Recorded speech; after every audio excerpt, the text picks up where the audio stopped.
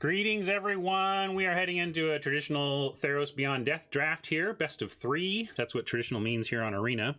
And we are continuing to get to know this set. It's proven to be interesting, layered, highly synergistic, complex. A lot of onboard stuff I'm missing, whether it's getting my enchantment count wrong, or forgetting red reach, or forgetting the static ability on the spinner. Although I didn't yesterday. I remembered all day long yesterday that the spinner says that your stuff can't be countered, your creatures and enchantments. So I am learning. I am getting better. I am improving. And I think, and we've had great results. So it feels really good to have good results through some awareness of struggling in your gameplay. I mean, it's not struggling. It's just like it's just early set stumbles, and part of our strong results are that everybody experiences early set stumbles, so maybe we are somehow experiencing fewer of them. Certainly we've seen Oppo punt us some games. You know, some of our matches have been won through Oppo mistakes as opposed to our brilliant play, but you know, that's how that goes, and we're going to take our wins where we can get them. And if you want to take some advice from me on where to get your cards, you're going to hit up cardkingdom.com through my affiliate link down below in the panels. My regular viewers have heard this spiel before, but I'm gonna repeat myself because I love Card Kingdom. They are my favorite local game store. They are my favorite online card source, and they are an important part of my personal business. The biggest mistake, so I sell cards. Along with doing the stream, I also sell cards. I kind of focus on mid-high range cards that have some decent margin for me to operate in. But the biggest mistake I make as a secondary market card seller is selling a card over through my channels that I realize after the fact was more work and less money than me just selling that card to Card Kingdom. It happens. Like I'm just like, oh man, after the site took their cut and the shipping and the materials and my time, like I would have been so much better off just selling that card directly to Card Kingdom. And so I do that a lot. Even as I sell to human beings in the world, I sell to Card Kingdom a lot because they have the best buy prices. So check them out. Go through my panel down below. Let them know you came there from here. And thanks, Card Kingdom. Let's check this out.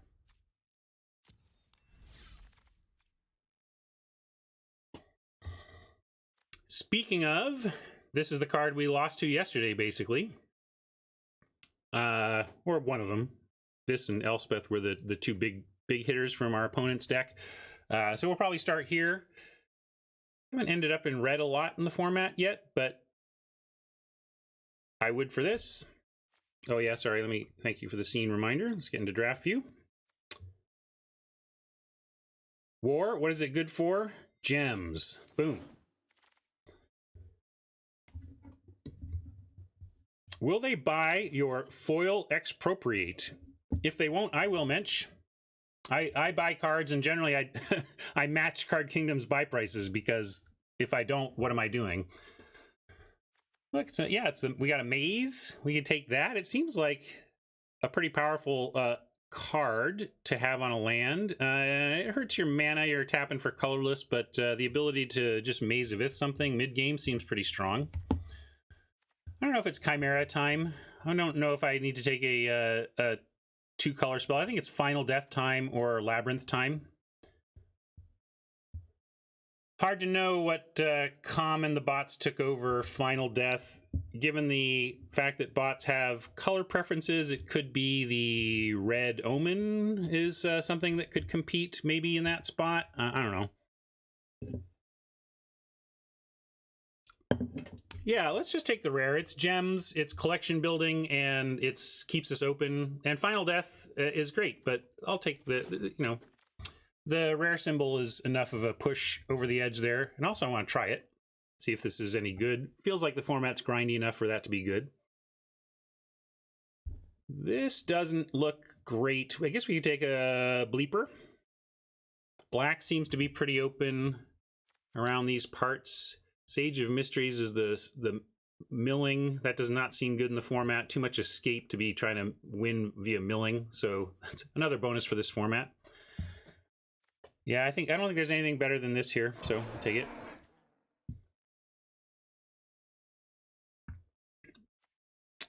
Loathsome Chimera is one of the top green commons. I have not seen Sweet Oblivion resolved on either side of the battlefield yet, but I've heard Luis and Marsh talk about its uses. You know, you can, if you're grindy and games are coming close to decking, you can bring this in and ensure that you win that race. Nasty art. These mouthy teethy mouths. Excuse me. There's Revoke, simple, strong removal. Not instant speed, but simple, strong removal. And Rise to Glory we could get to go along with a Blight Breath. What do you think? Let me pull this one. We have Rise. We have Revoke. And anything else? I mean, Chimera. I don't think anything else here is pushing for our pick. I don't think we take the goal, or we could take, you know, there's Oracle. Oracle's pretty good as a 2-drop. Yeah, I'll put Oracle on the list. You could certainly say, hey, we really want to play our Akroan War. This is pretty bomby. So let's take a cheap red creature and lean into that. That's possible too. So curious where people want to go with this.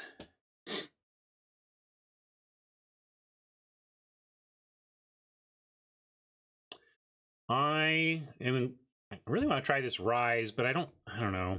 I think feels like Revoke is a better pick than the Rise, because we could end up Boros even, although nobody likes Boros in the format so far.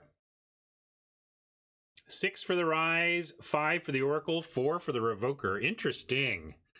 Really tight. Yeah, I kind of I'm attracted to this in the same way that I think chat is. Yeah, 3, 4, 5, 6 is quite the run up here. I'm kind of actually, I think I may have talked myself into the Oracle. Because yes, Rise is powerful enough maybe to spec on, but supporting our Akroan War is also a really nice place to go. But maybe this is replaceable enough that we'll go ahead and take the Rise. I'll follow chat to the Rise, but I don't know. We have a Revoke here that we can follow with, and maybe we find a way to splash the Akroan War, or maybe we just let go the red and look towards black-white here. So I'll take the Revoke here, and then we'll see maybe about falling into white-black and see about potentially splashing the Akroan War. Maybe. Well, it's still early yet. We could still end up with a reason to go red. Sentinel's Eyes is interesting.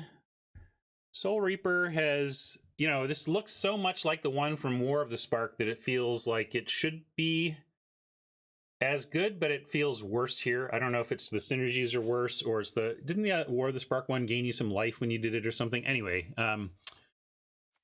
playable, but not quite the card that it was in War of the Spark. So yeah, Pegasus or Sentinel's Eyes is interesting. All right, I'll take Pegasus. I haven't played much white, so at least not in a while. Wow, another Revoke Existence, or an altar towards splashing the Akroan War. I don't like. It's this is what I didn't like about the strategy Oppo beat us with yesterday. It's like, yes, you can take the altar for the splash, but man, if it's all that it's doing for you, you're really 2-for-1ing yourself to play the Akroan War. You know what I mean? That being said, we do have a Catoblepus we're trying to maybe accelerate to. Yeah, Teebs is calling that out as well.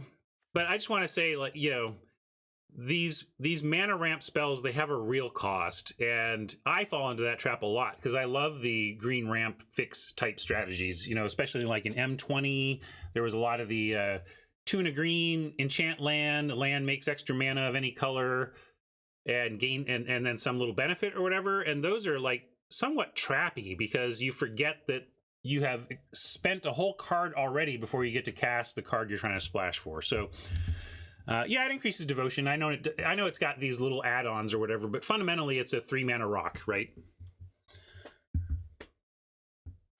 Pious Wayfarer, is it a good aggro card? I don't know. I'm pretty down on this. I feel like it has pretty low impact actually, but maybe I haven't played it in the right spots. Yeah, I can sweep the record. I mean, I always assume that people understand that in the middle of a draft, we actually cannot be 4-1. So I figured maybe people would figure that out, but also at least it helps people understand that I know that we are indeed in free-to-play Theros best of 3.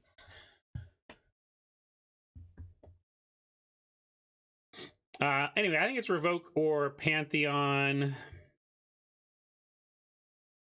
Because of the Bleepus, and because Rise to Glory actually gets the war back, I'll take the altar and we'll try and make all this stuff work. But I just want to make sure I'm clear about the real cost and risk of running cards like Altar.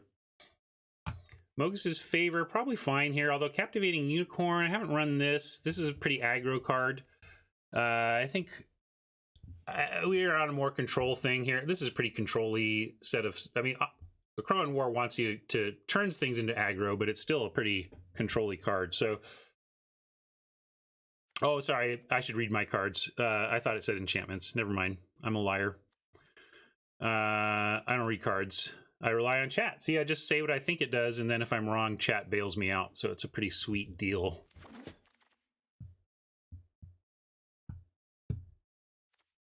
So here's another altar to continue down that path of supporting, and maybe it would be hilarious if we ended up in Oppo's deck from yesterday by doing the exact same thing. Well, we got one bomb that we're trying to splash. Oh, here's another altar. We'll take it.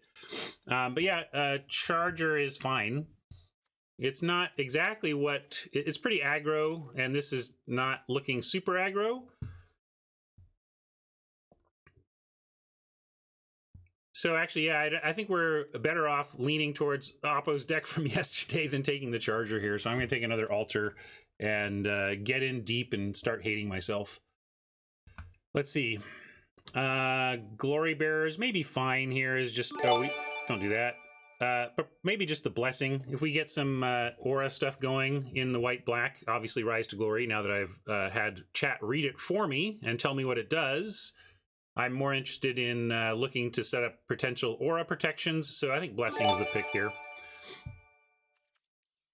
Yeah, Glory Bearers is fine, but we'll fill those curve holes late. You know, I want to lock down this first Blessing. Great, and then we get a little combo card for exactly what I'm talking about in the Envoy, and we'll try and do some aura-ish things coming up. We ever playing a war leader? I don't think we're ever playing. Maybe we play Sweet Oblivion out of the board because of our double altar situation, and it's vault progress if nothing else.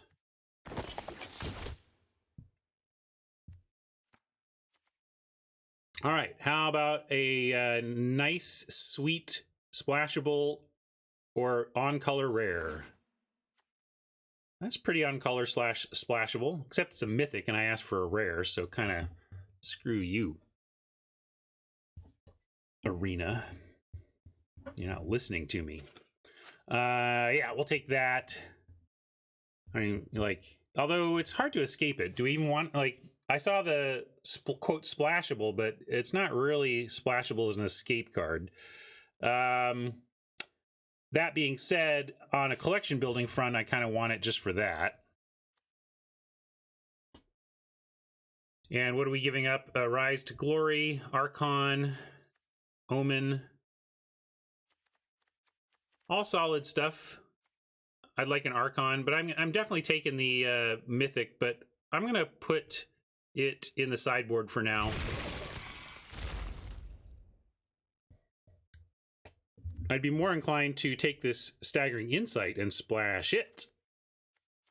And this is, again, how Oppo probably ended up where they did yesterday. Yeah, I'm going to take this on the splash. We're low at places to put it, so we really need to start thinking about our early creatures This Piper is really appealing for that. Really want more envoys, but we'll take insight. I don't like libation. I'm hoping to not run it at all, much less take it second. This is a much less good red Saga, and I would much rather be down here grabbing a Piper. We just need 2 drops. I think I like Piper a little more than Temple Thief, but maybe maybe Thief is right. This dies into a Chumper, but this with an aura could actually be unblockable relevantly. So I'll take the Thief. Although this comes last, that's kind of what's sad. But maybe we'll still get the flicker on the wheel. Yeah, that Blessing was appealing as well. Potentially splashable, and it is an aura. Another Triumph that we kind of don't want. We can take an Omen here or Sentinel's Eyes. I think we take, or even the Courser, as you know, we can wear auras. I think we'll wheel this Thief. There wasn't anything else in the pack last time, so we took the Thief, but Thieves go pretty late. I bet and hope we wheel this Thief. So there's Sentinel's Eyes or Omen. I also think we might wheel that. We might wheel Omen. All the stuff we're looking at here is likely to wheel. Like, this is what I want. This card's great. Yeah, green. Maybe we missed a green boat somewhere because the green is flowing pretty nicely.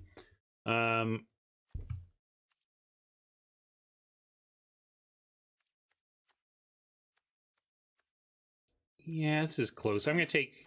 I would play multiple Omens, but I kind of only want the one Sentinel, so I'm going to start there. This Omen would be nice. This Thief would be nice, but this is kind of what we're doing. Although we could take Shimmerwing. We're already trying to splash the Insight. I think we take the Shimmerwing and try to splash. I mean, I like this, but I'm going to... Let's play some good blue.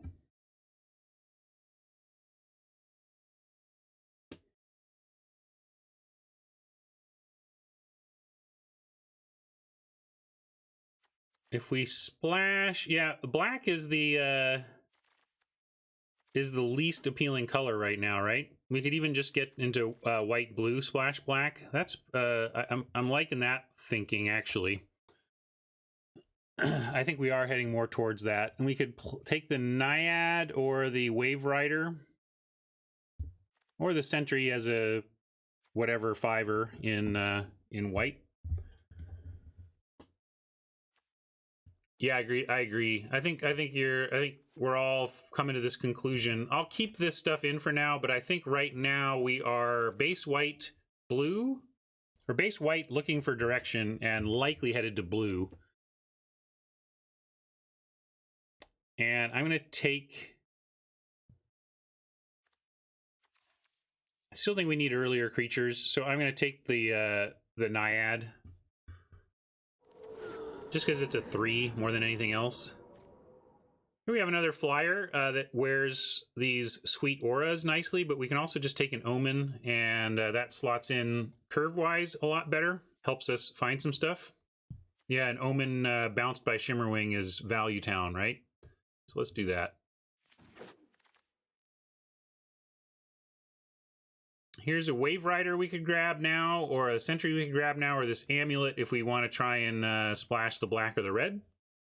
Although we do have we have 2 altars right now, although this might allow us to go Amulet 1 altar and not have to play 2 altars. But maybe it's just time for Wave Rider. Here, I'll pull this one. You want to go Amulet or Rider or Sentry? Even if you think we should be black, it's not time to take the favor. We have one already.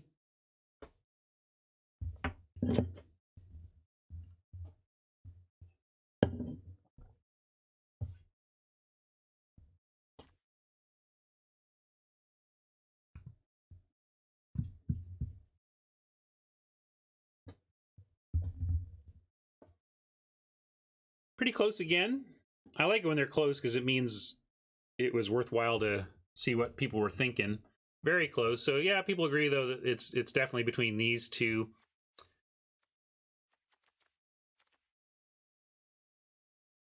Yeah, the reason not to take the amulet is not because the splash is unimportant, but because we already have tools to splash.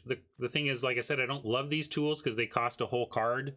This at least you can play as a land slot. I'll take the amulet given that, and then I think I'm going to try and just play one altar, one amulet for splashing.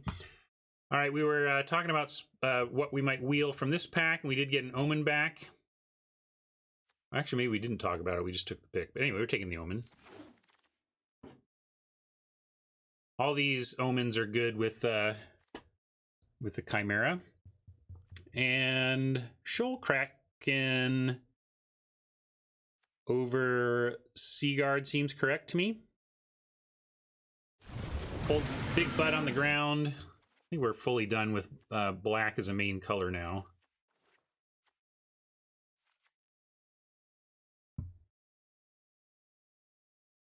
I was like, oh, rare's still here. And I was like, oh, yeah, right. Underworld Dreams is not rare in this set, but we'll take it. Is it a late binding? Maybe. Not, this is one of the tougher cards to evaluate in the format right now. I mean, people started pretty down on it.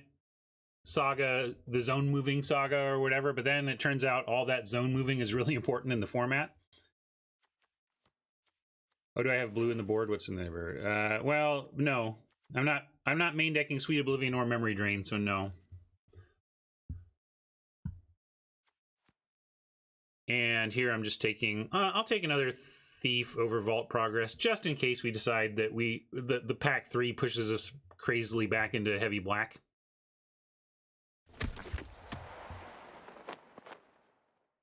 I don't like that drain. We got one already. If we want maybe we'll play desperately 1, but I would hope to never play 2. A little too expensive. But, you know, when would this be good? You know, I was thinking about when Luis and Marshall were also bagging on this card is like not good enough. Is making me think of Guilds of Ravnica and how playable the 4-mana counterspell was there. Now, of course, that counterspell shuffled back in important stuff into your deck and really solidified that deck's end game in a way that Memory Drain doesn't. But it's just interesting how, you know, I figured all 4-mana counterspells that didn't draw a card were unplayable and limited, and suddenly there was one that wasn't. And so now I raise my eyebrows at all of them being like, is this one playable somehow? You know?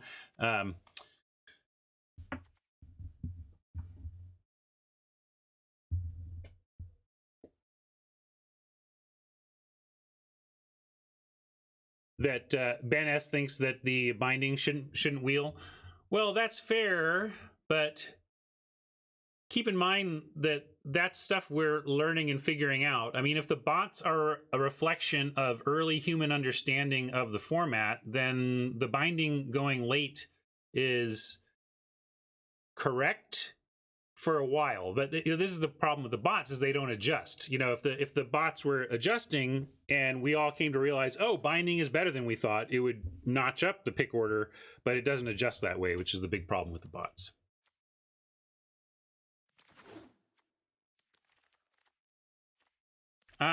There's if I am put in a spot where I have to play a second Memory Drain, oh my gosh, I'm gonna like, what the heck happened? And you know, like, I would rather just bail on blue and play the black for the Temple Thieves at that point.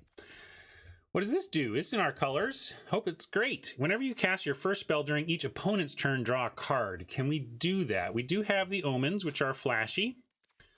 So we have 2 omens at flash. We have a Karametra's Blessing that on their turn could trigger that. Don't really have much else. Is it worth it? What are we giving up to chase that? We're giving up a splashed Blessing.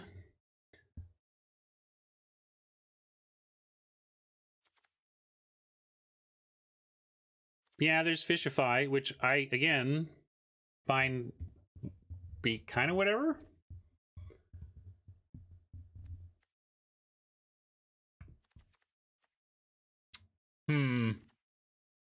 Yeah, if we're going to take a non-rare, I think I just want the removal, right?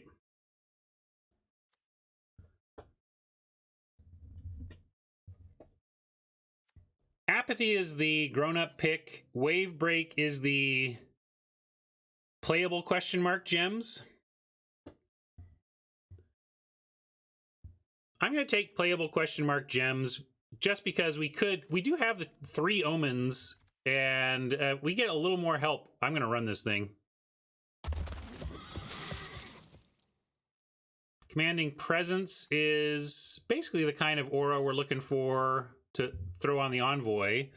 But we could take, you know, if we're splashing the black, we could take the Final Death here.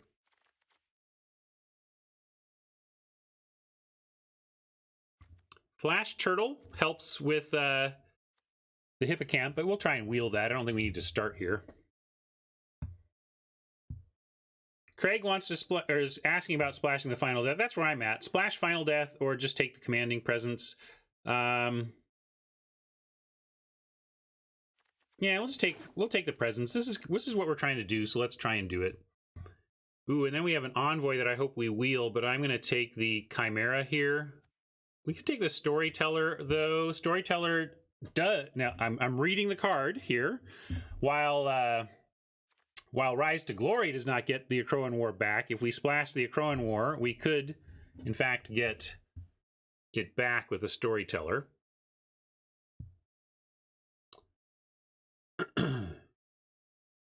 Chimera with Altar is nuts. How is Chimera with Altar nuts, given that that means you basically are casting it on turn 4 anyway?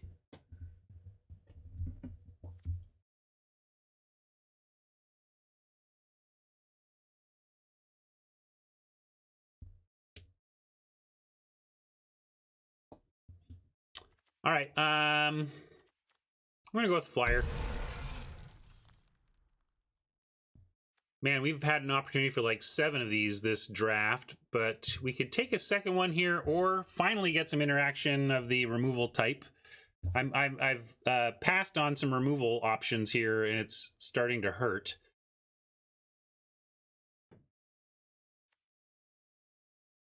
Yeah, I'm going to go with the removal over Rise number 2, I think. This is just a splash right now, and we have no real removal, right? We have Revoke Existence, so that's removal for some types of stuff. But other than that, we're trying to just be aggro here.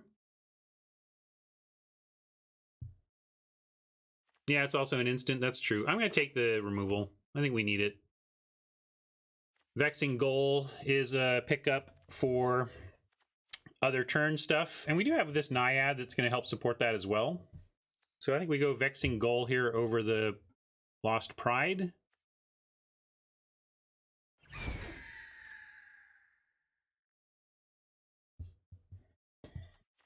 Glory Bearers. We're pretty thick at 4, but we might not play this. Well, I think we probably will right now splat. We can, if we bring back the altar, we can just double splash off altar. That's another reason to do the double altar, is that we can splash 2 different colors, which is kind of what Appa was doing yesterday. Yeah, we're done with bleepers, though. I think we just take the Glory Bearers and move on. Eidolon? Oh, nah, maybe. I've seen people play this and activate it, but I'm still not sold on it yet. It still feels lousy to me. And I've not ended up doing anything with Trickster yet.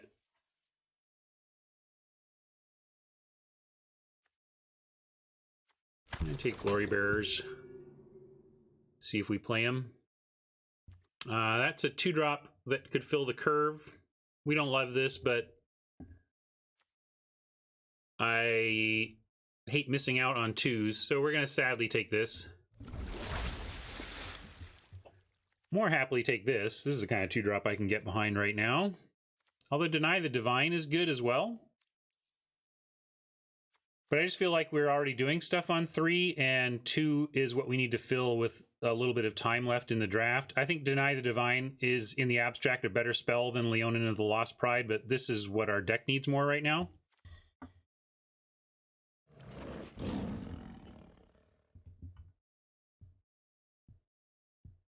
Hey, now this is where I like picking up an ichthyomorphosis.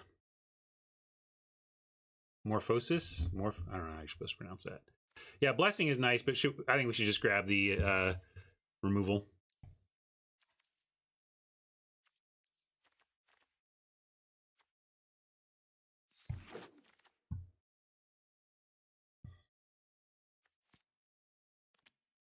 We're not splashing that. Here, I'll take the third Temple Thief for our sideboard transformation. Oh, interesting. We have a real pick here. I was excited to see that still in the pack, but we can make our spells on their turn cheaper, but we need the 2s, right? I think we just take the other 2. It's kind of what we're trying to do here. And Chain of Memory maybe makes the cut in this deck. I was talking about how much worse it is in this format than it was than the version of it in Guilds of Ravnica was, but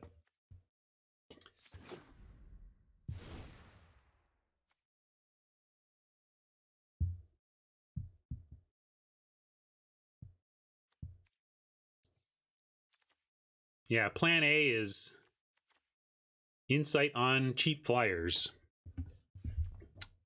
And 44 cards. Are we splashing this? Let's see. If we splash Rise to Glory, what are we getting back with it? We are getting back, potentially, Staggering and Commanding. And that's like it, right? Do we get any other... I mean, this gets this back. That's actually pretty relevant, getting that back. Just making sure I'm not missing anything, though. Anybody see anything I'm missing?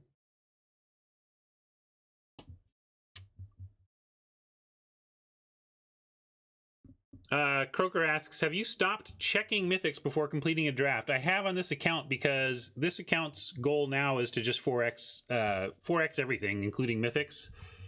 And given that, I don't do the convert wild cards to gems trick on this account because we're actually collection building, and I don't recommend that trick for those who are collection building. Yeah, this is definitely not a splash. We can just let the splash go entirely, even. What if we did that? Then suddenly our deck is built. Wait, let me go back in.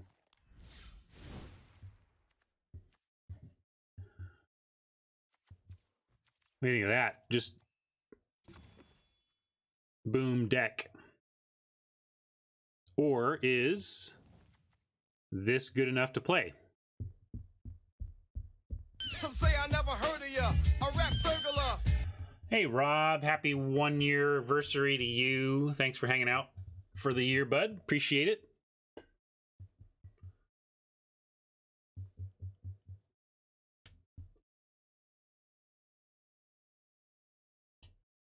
A rock in there over Seaguard. Yeah, although I'm not looking at cutting creatures right now. And to be honest, if we're trying to get our action going up top in the air, this is not a bad play. It's not great, but I like the clean mana here.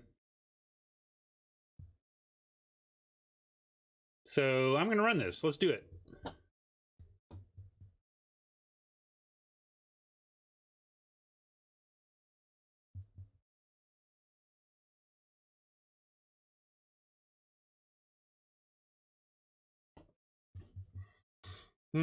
That's an interesting design thought, Stephen, but I think it's too late for that in practicality, and I think that it would be a fine design choice, Stephen, if you design them from the beginning with that in mind.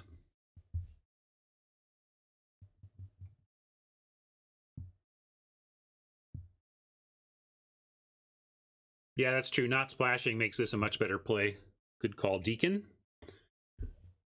So yeah, I'm just going to run this, call it a deck.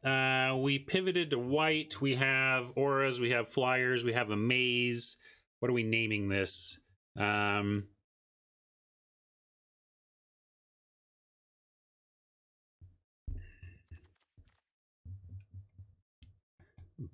on, like, nothing is coming to me for names here. Here, I'll do a par poll while I come up with the name. Skies, if it says skies in it, it just tells YouTube that it's a blue-white deck. I don't want to do that.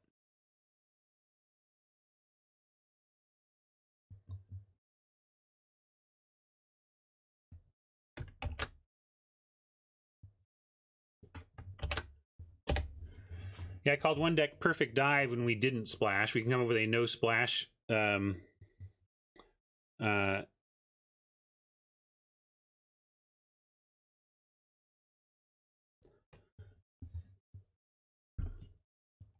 do it this way this time. No Cannonballs. There you go. There's your terrible deck name. But we will get to play in here.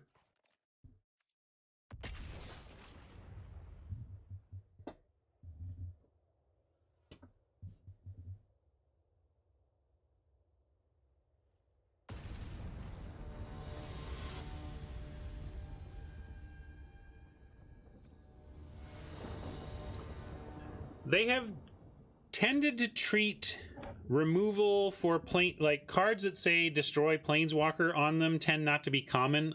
Maybe I'm wrong. Somebody can find me one maybe that does, but it seemed to at least be the clear general principle that if you say destroy Planeswalker on a card, it gets to be uncommon or rare.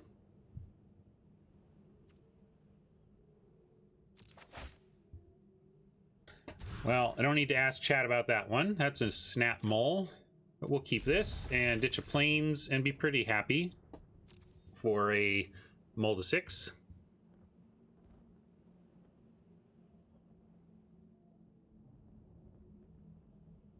Because they want to make money. Because it's honestly part of the.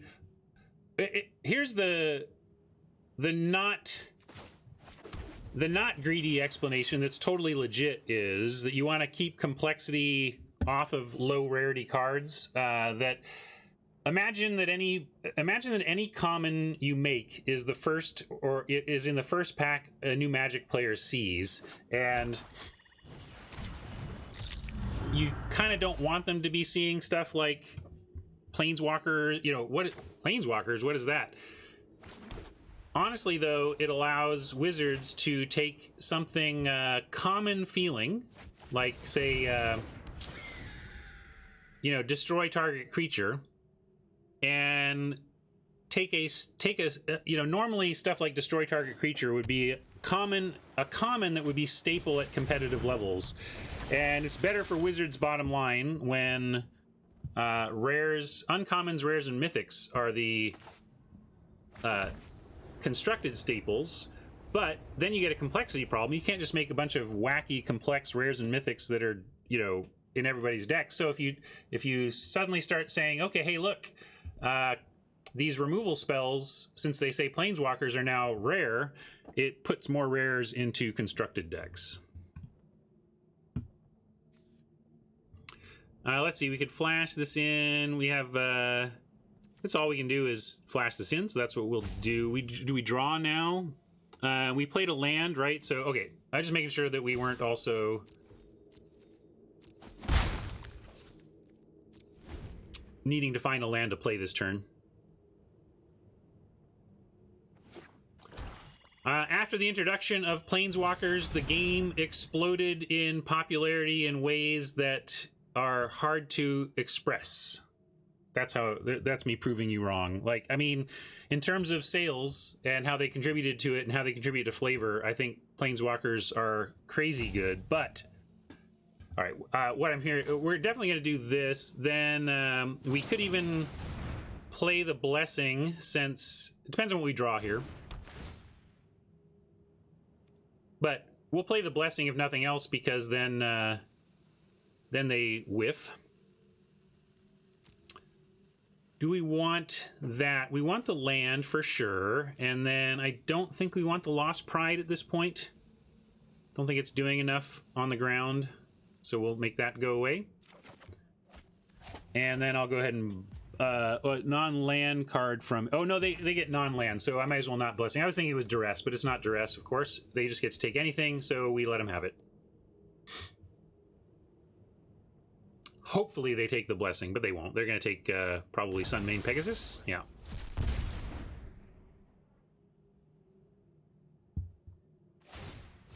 It's still correct to play this, though, because I did not want them to take the Omen, that's for sure.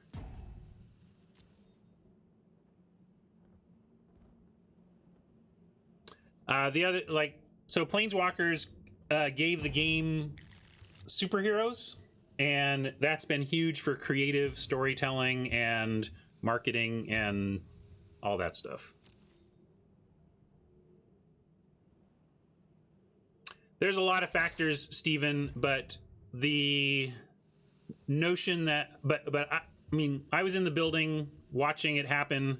I mean, I wasn't in the building when Planeswalkers launched, but players love Planeswalkers. Even if you don't, by and large, the community responded well to them, bought them, you know, they but yeah, you can make an argument that it made the game worse, depending on what you want out of your play.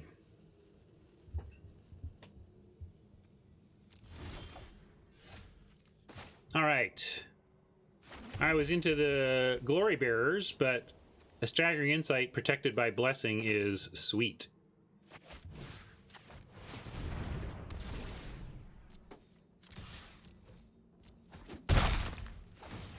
I mean, this would be a reason to get another blessing. There was a pick where we didn't take a second blessing, and I can see why people wanted to. I mean, this is the type of thing that starts to feel unbeatable.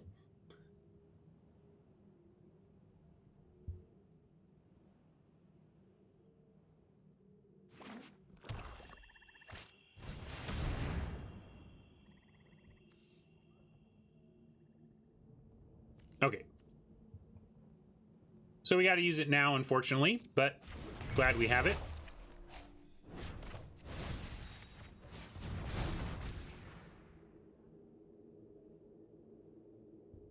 This is the one that does a duress on Chapter 2.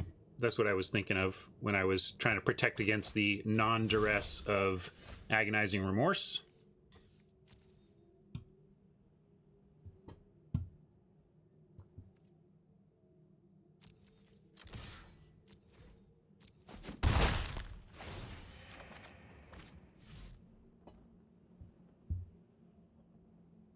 Didn't find another land. We're going to play this out. We can now start Maze of Ithing if we wanted to. But should just play a dude. This blocks here.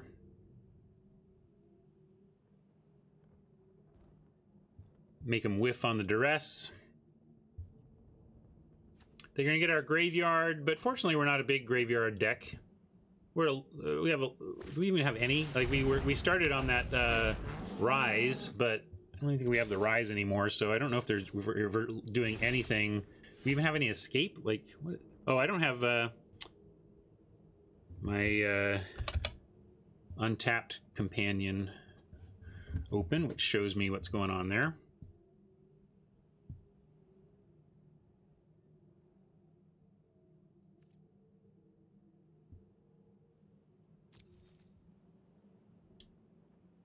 I'm gonna leave that on the ground to continue blocking. Just gonna try and make this an envoy. Keep the envoy train going until they do something about it. We could play the Sea Guard. We already have the ground taken care of. Let's go Goal and Crack Omen this turn, both of which are instant. Yeah, but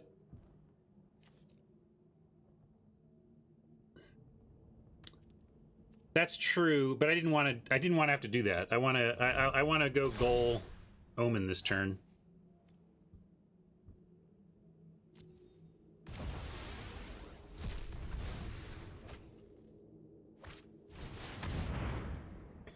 That's fine. They're getting some cards back, but at a life cost that's going to be pretty painful for them, literally.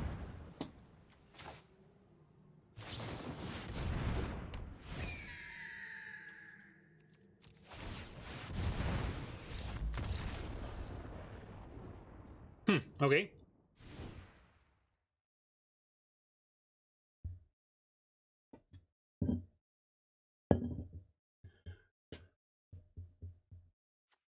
I agree that Planeswalker play patterns can be very frustrating. I've said it before, and I think War of the Spark really underscored it by having them uncommon, where the frustrating part of them, on regard of whatever side of it you're on, is that sometimes they're unplayable because they just die immediately to an attack without having had much effect, or sometimes they're unbeatable because they're played to a board that's fully protected, and then they're not interactive and they just take over. So they're pretty swingy, which is what I don't like about them, but I appreciate what they've done for the brand and the game.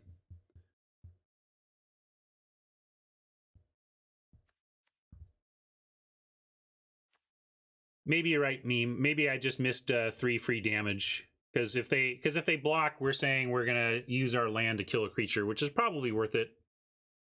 Maybe Meme is right. We're up against Dimir Control.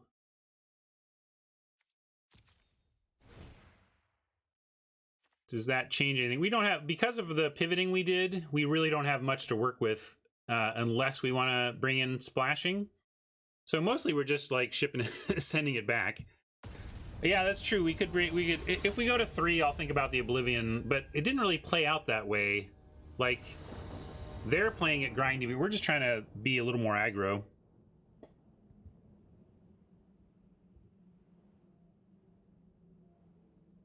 Yeah, we didn't want to do that play, but I think you're right, Meme, that even though we didn't want to do that play, it was a safe one because they would not want to have that play happen even more. So that's fair. Nothing to do until 3 right now, but I'm going to keep.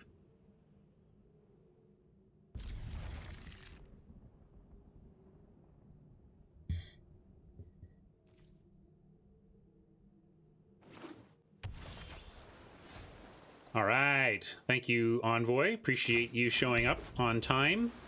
Unlike a lot of your coworkers that seem to be late to work all the time.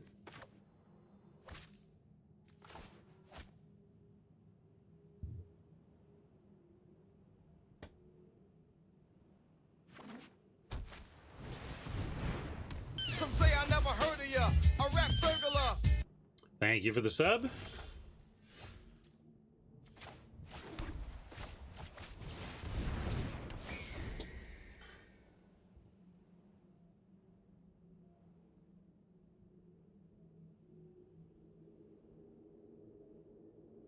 Yeah, if we were on the play, it would be ridiculous. But we got to watch out. We're up against blue. They have tools to disrupt us. But let's see what they do with this turn. Note they haven't played any swamps yet. Maybe they're missing black mana in a way that affects them. All right, is there instant speed bounce? There is. Should we just wait for a minute? Like, this is where I'm such a conservative aura player. I really don't like risking it when we have an alternative play that builds the board. So I am in fact going to, and we actually have Omen of the Sun, which might even be better. We Omen on their turn, we can throw one of the 2 creatures in front of the Mystic, and if they did have a counterspell, we waste their 3rd turn.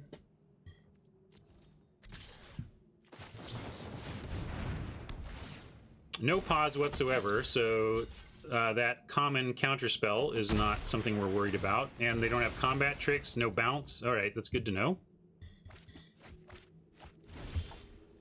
And they're just missing lands in general now. Well, this sure feels like it's going to land unless they... although, let's threaten the Blessing, please. I know we actually have the Chain to Memory, but I more want them to think we have the Blessing than actually have the Chain of Memory to use.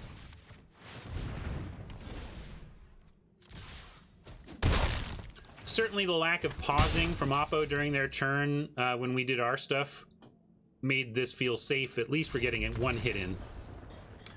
Violent Platypus, not violent enough, and frustrating for them. Looks like they got mana and color screwed, so they couldn't really put up a fight in that game, and they had one of those non-games, although we had a pretty nice start, so even if they had the mana and the spells, they'd have to have some specific stuff to disrupt that. Yeah, it was exactly. I was trying to represent Blessing, Funky, to maybe make them consider a different line if they had something they thought might work. Yeah, maybe. I don't know how deeply every arena player considers those pauses. I think we are a special case around here.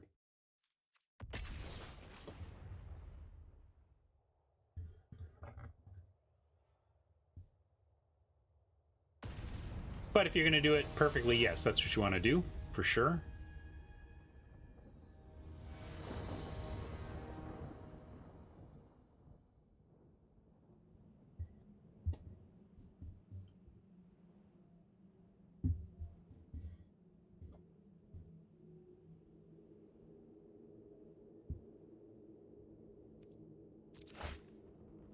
Yeah, it seemed like they gave it up to Mana Screw there. Ooh, this is a tough one.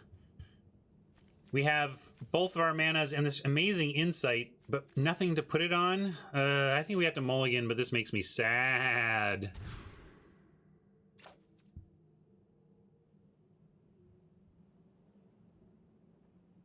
And this would be fine with an island, but is also not making me super happy. I think, though, we have to... Do we have to keep and hope? We're going first, though. Are we just... We're just hoping to find a plains? No, I'm leaning on the London here. We're leaning on the London. Keep one each of our... Well, maybe we... Get rid of the shame. Hey, Magic. Thank you for the host.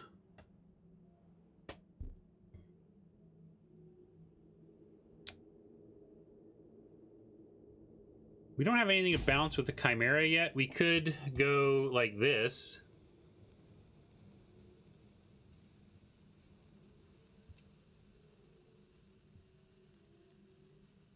I think this is correct. Well, it's usually I usually get one viewer from the main account, so I don't know.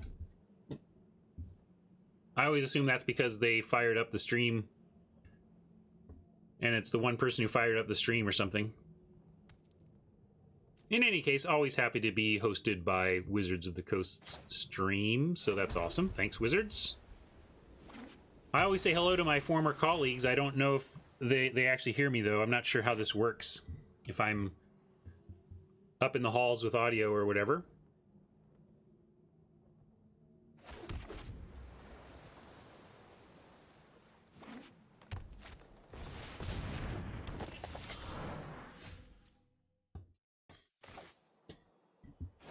I'll start on Naiad to hold the ground. Too bad we didn't find one blue creature to play so we could drop Chimera out for 4. They're fishing that up, huh? Well, it's an enchantment, although we did, we unfortunately put this on the bottom, but do we have shuffle effects? I can't remember if we have shuffle effects. I don't think we do. We didn't play the amulet. Just wondering if we never get the Naiad back via bounce. But yeah, we didn't play the amulet, so there is an argument for chumping here, but I think I'll wait for a bigger thing to chump.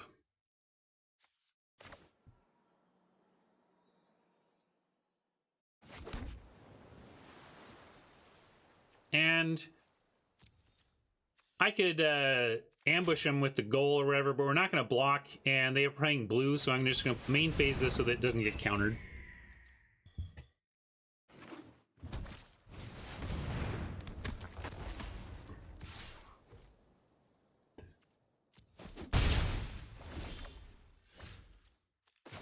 Full price Daybreak Chimera is not the plan with that card, but it is also showing kind of the floor on it, which is as a castable. I mean, the floor on any Magic card is you can't cast it, but assuming it's castable, it's not. It's got a decent floor.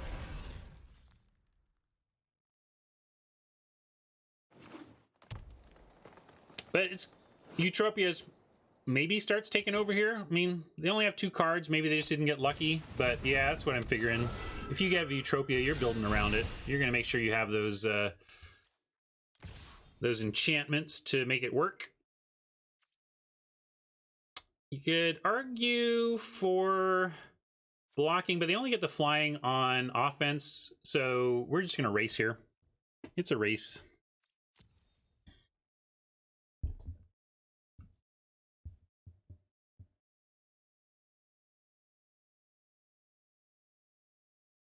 I mean, playing limited magic makes you regret not having much removal fighting Walloon, but I like our picks. We passed one piece of removal for mythic drafting, which this account just does. It's just how we approach it on a collection building account like this. But we're an aggro deck. If you were a control deck with no interactions, then that's a real problem. We also have to watch out, though, I acknowledge, for instant speed auras that could launch something up to block. So like Eidolon becoming a 2/3 could eat the goal. Are we willing to risk that? Like, it is an interesting question, because they're at 18, and we're trying to come up with a race here.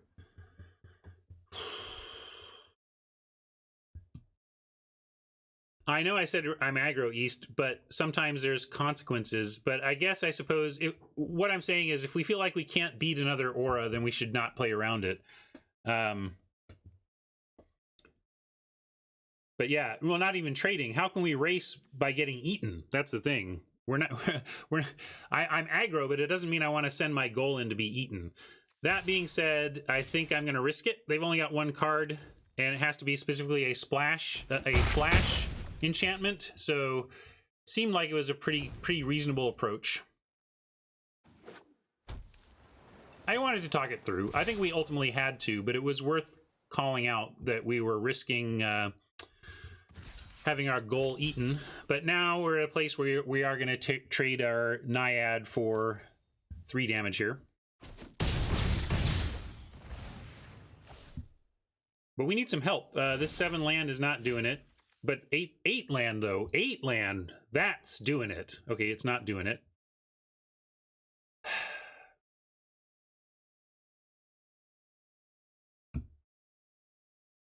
So we want to race, but right now we are losing the race badly.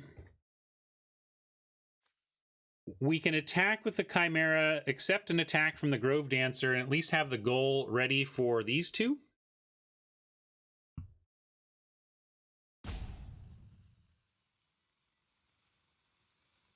So I think we actually have to leave the goal back now to say, because Oppo's showing they don't have an enchantment right now. And if they don't draw one, then goal should hold back both Eidolon and Eutropia. And preventing 3 is better than dealing 2.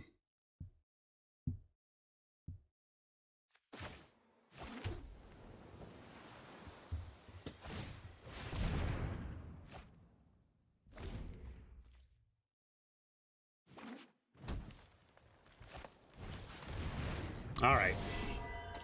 That's sad times, but all right, well, we get to eat an Eidolon. I'm not blocking either of these two. Interesting they attacked with it. What am I missing? They just want to get the 6 through.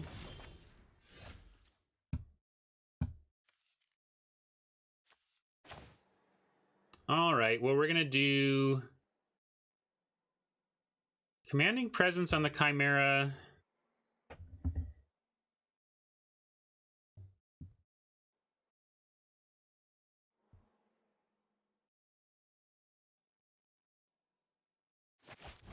Yeah, I think and now they're out of cards, so we have the blocks to not die. Goal on something.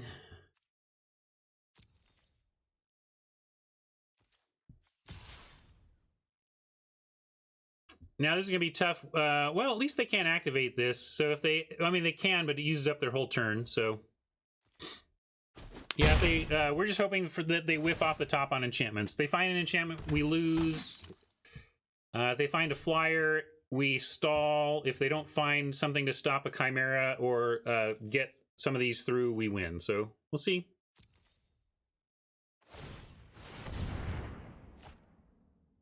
I guess we don't lose. because we even have chump blocks even in the case of flying now, so I don't think we can even really lose here unless they do some 2-spell thing, somehow draw and play 2 spells.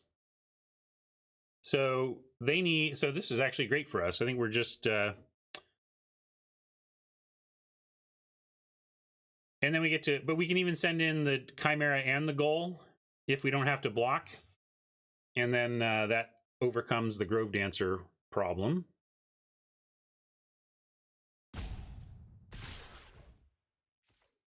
All right, they're going for it. So they're doing the attack and mill, but we get to go.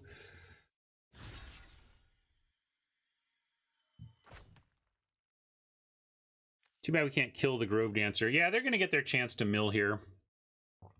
So we should take out. There's a lot of things they could have to win, and yes, finding land will give them a stall.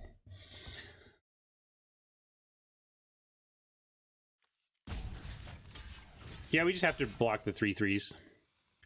Well, we don't have to. We can eat the Eidolon. Teebs, if they had an Omen, they would have played it in and already, right? Or maybe they, yeah, maybe the flying doesn't matter to them or something.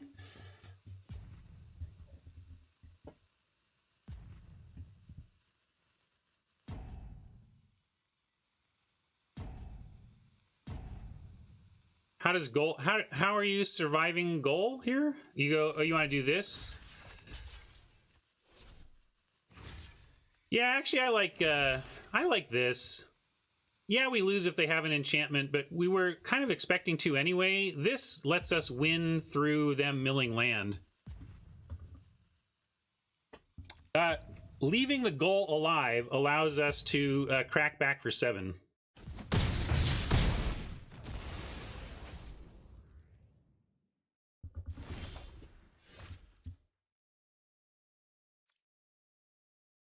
Now I'm going to Ichthy on the Grove Dancer. And let's see what they come up with. Because if they're going for the life thing, they have to do it right now. And, okay. Just figured that would let us know where we stood pretty cleanly.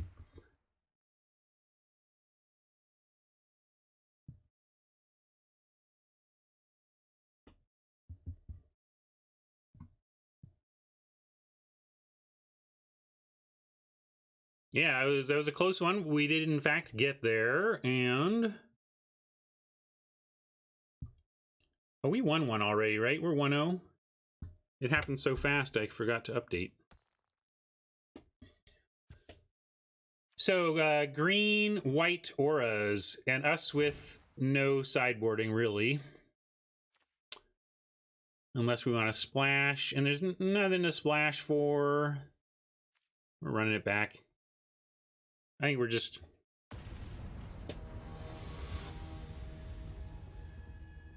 I gotta come up with some more redemptions, mama.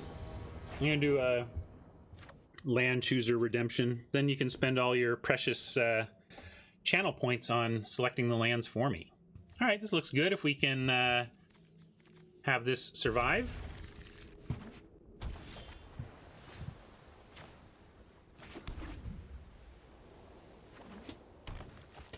We won on a mold of 5, right? I mean, Oppo mold as well. I think it was a 5 versus a 6. Am I right?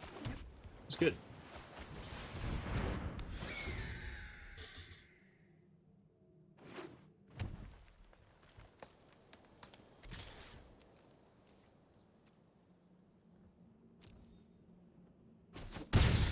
Don't do it. Don't play Eutropia. All right, they didn't play Eutropia, and I'm gonna... Well, they could have the counterspell. Did we ever see the counterspell? Can't remember. But we don't have another play. Like, I'm not gonna Ichthy the... I'm not gonna Fishify the Grove Dancer. If we had like a Goal or some other 3-drop, I would not play it. I would not play the Insight into this open mana. But since we don't have anything else to do, and we have the Blessing in case they have something to besides a counterspell, I like it.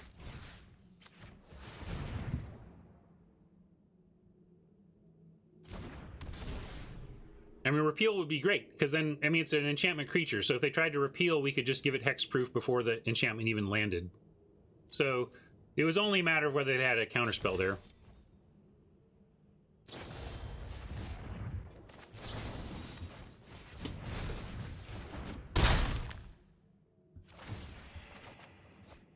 Told you Blessing was going to be so important for this aura stuff to do its thing. We might lose it anyway now, but at least we got a great exchange there.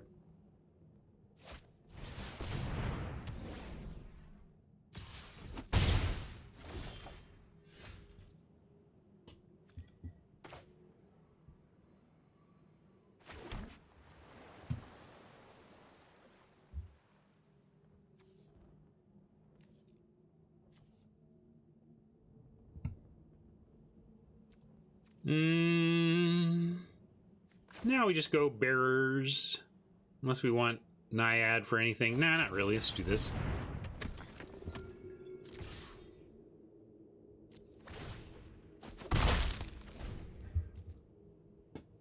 Doesn't draw us a card, but we still get damage here because of the +1/+1.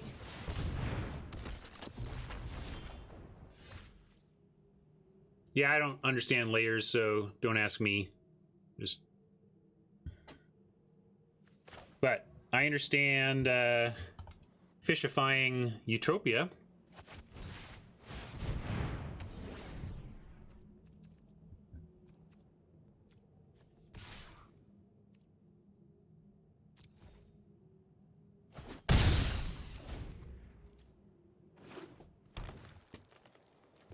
Doesn't this just die to the Grove Dancer? Why do we want to send this into the Grove Dancer? Oh, because it gets 1/3, yeah. They still would have just blocked it. It would have been an easy block, so we could have done it as a free attack, but now we get... I'm just going to wait. It looks like we're going to save 5 at some point.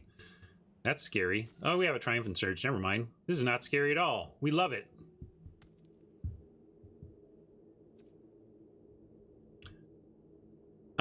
We haven't made plans. We skipped last week. I need to figure out... I'll talk about that in a second here. Let's see. This is an instant, so maybe if we wait... I'm going to chump a turn, and I'm going to try and get a card out of this Surge. Maybe it's a little greedy, but we can play the Wave Break. We can chump Envoy on Giant. They're down to 1 card. Then next turn we Triumphant Surge the Giant and draw off the Wave Break. Yeah, I mean, we could Surge and get in for some damage. That's maybe I'm being fancy play. We should just go for the Throat here. But I think this sets us up for a nice... Yeah, Deacon doesn't like it because we are... it's getting greedy for a card when we could just get aggro here. All right, maybe I'm just being greedy for a card.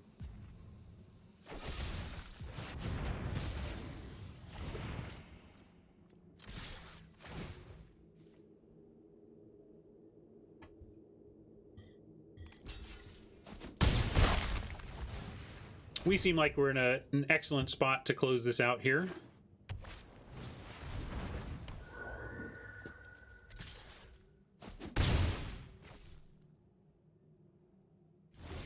Five, 6, 7. So they're going to be able to draw, but we get to beat them down in the meantime.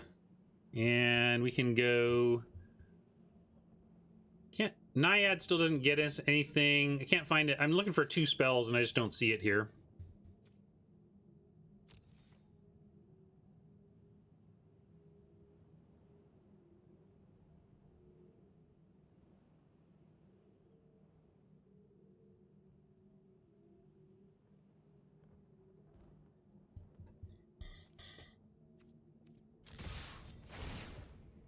But Oppo is likely to spend their whole next turn chumping and drawing 3 cards, so continuing to apply the pressure seems good here.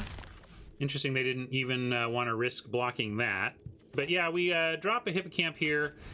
A couple things can happen. What I'd love to do is draw a land, and then we get Naiad out, and we can Omen on their turn for 2 mana. So ideally, we draw a land here and go Naiad into Omen for the Hippocamp trigger. All right, we got there. And before playing this, I'm not going to offer the Hippocamp, even though it would get 1 toughness. I'm going to send in the Glory Bearers, and I'm expecting to see a chump and a draw 3.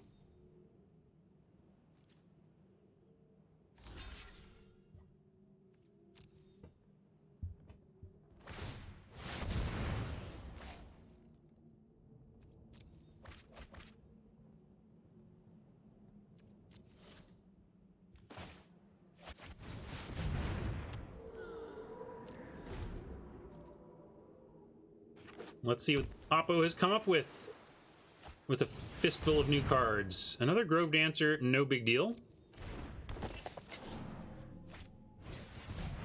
Another Eidolon, eventually could be a big deal. I mean, you can get enough cards to make this a problem.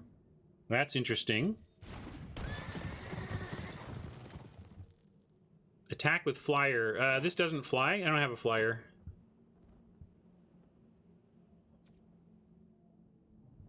It has wings, but it's like a penguin.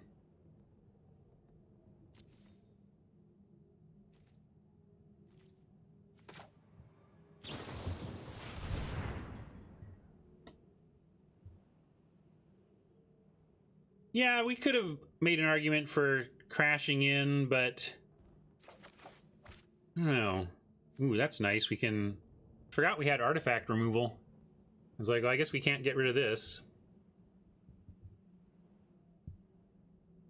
And we could also revoke the... What's holding us back here? Ichthy? So we can revoke the Ichthy. I'm glad I didn't chump. I totally forgot we had this, actually, if I'm honest.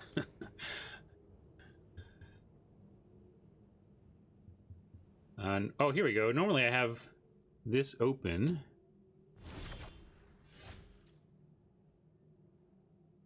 Yeah, I usually have my deck list up to check, but I didn't have it right this time.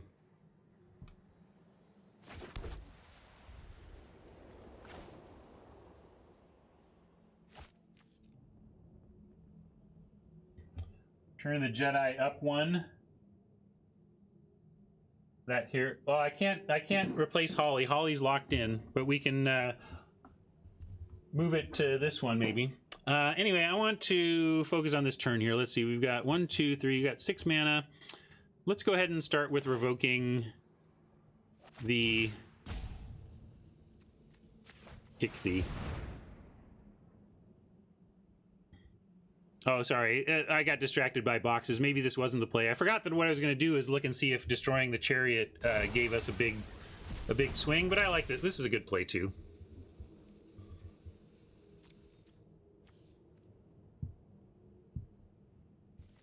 Sorry, Danny. We'll try and get this one anyway. And we can still send this, right?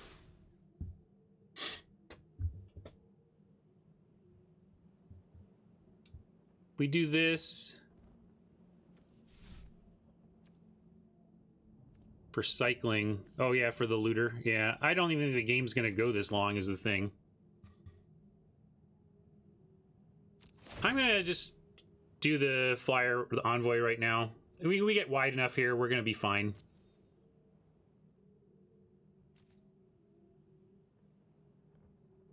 Yeah, that's why I didn't attack with it. I didn't want it because other creatures, another. I was thinking it would be a 3/5, but since it's not a 3/5, yeah, I don't think we do that.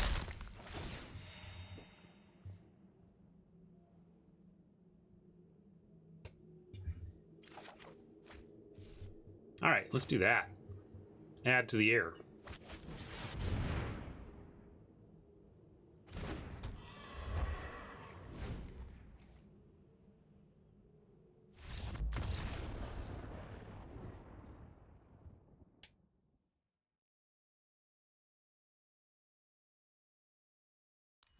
Yeah, worth calling out, though, Danny, to remember to put our upkeep stops on in case that matters, but we got there.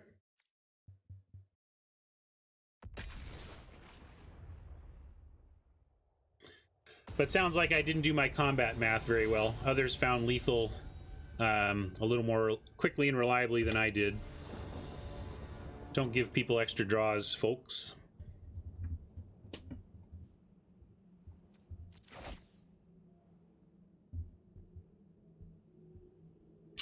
Not amazing, but we're going to keep this. If we find an island, we can go Wave Break into Omen. If we don't find an island, at least we have Omen into Scry with the Omen, right? Or Omen into Glory Bearers even. So we're going to keep this.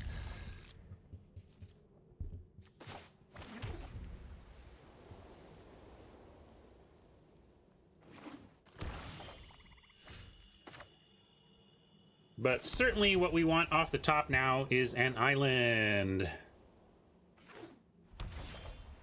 Hey, an island.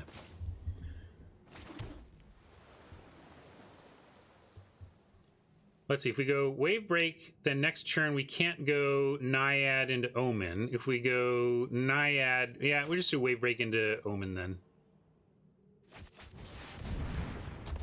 Maybe. We'll see, maybe they'll kill our rare here. -3/-3 enchantment incoming.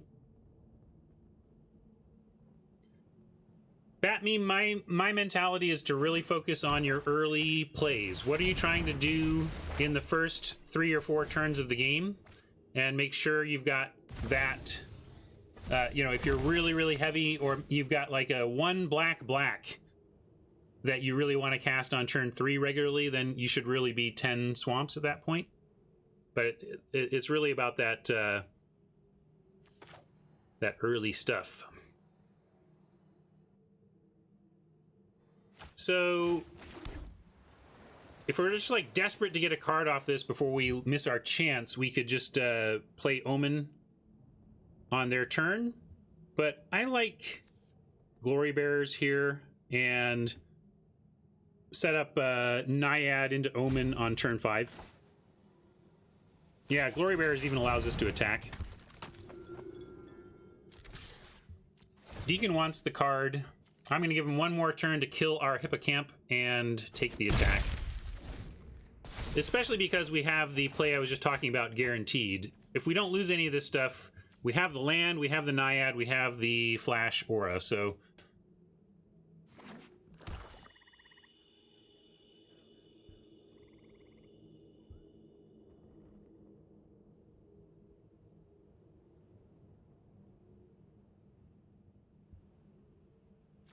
So did they chump there? That was an interesting chump.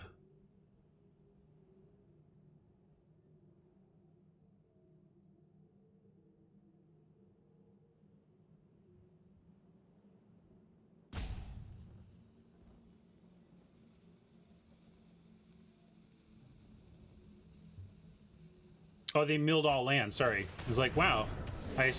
That's what you're saying. Got it.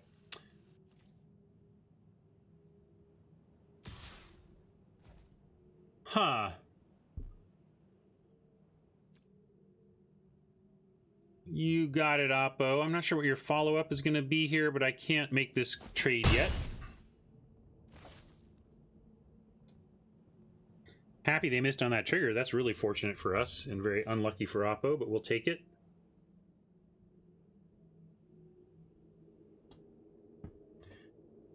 Well, they did not -3/-3 the Hippocamp at the earliest opportunity if they had it. They went with Timuret instead. Maybe they felt like they could hold off killing the Hippo until they developed their board a little, but it more suggests to me they just didn't have it.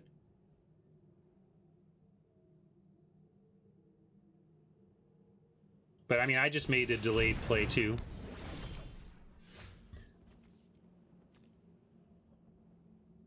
Okay, well, we still get our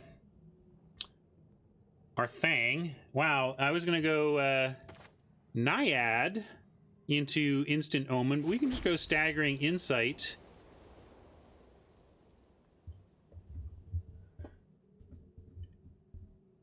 Or we can go Staggering Insight. Yeah, Staggering Insight Omen is interesting because then hopefully we get the zombie.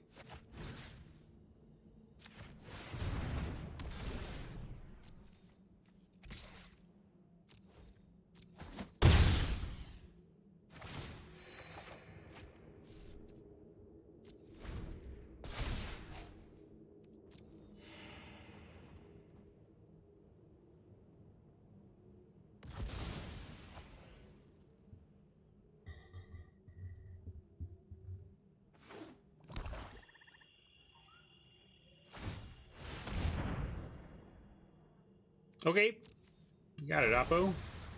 Oh wait, I didn't. I screwed up. That was my bad. Oppo, you got a free card because I screwed up. Oh boy. You can all punt for Dionysus.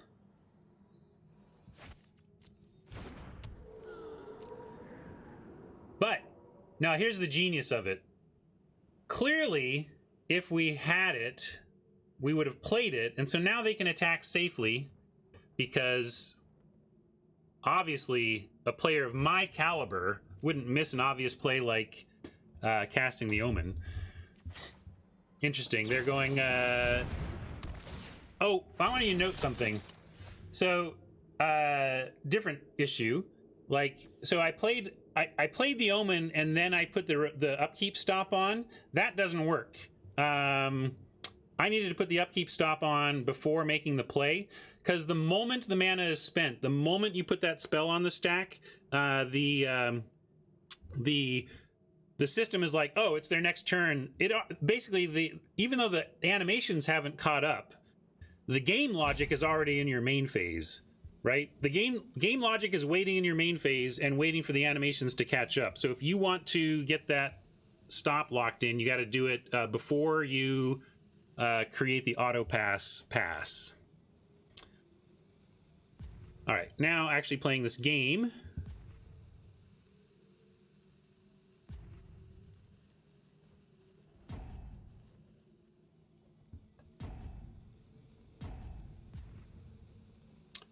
You like fishing the zombie? Yeah, it kills it, right? Let's do that. I like killing and getting in for more card draw.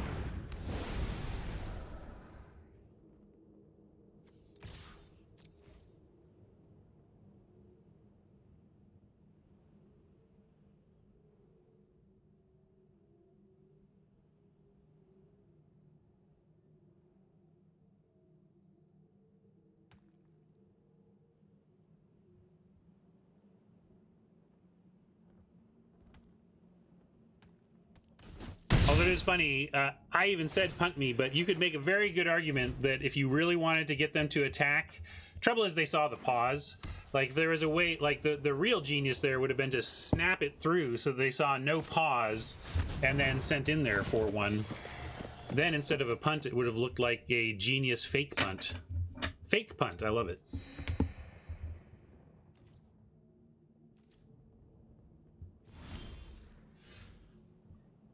We have enough to do now that we're just gonna draw.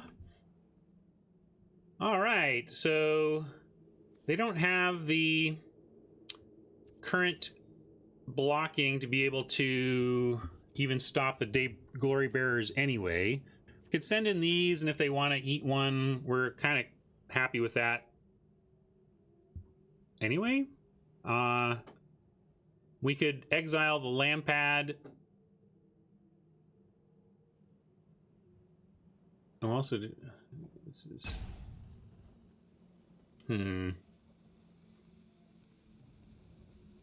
They'll eat both? No, the Glory Bearers means they won't eat both. That's the point.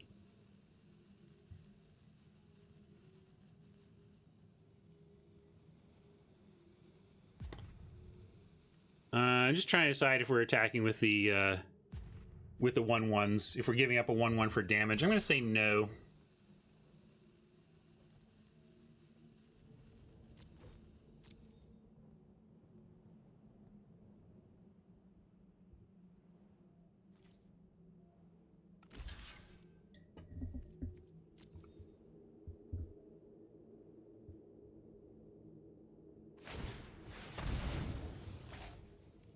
All right, they're abyssing their creatures right now. That's great for us. We didn't draw a card, but they effectively failed to draw a card. I like Naiad into Chimera. Let's just get 2 spelled here.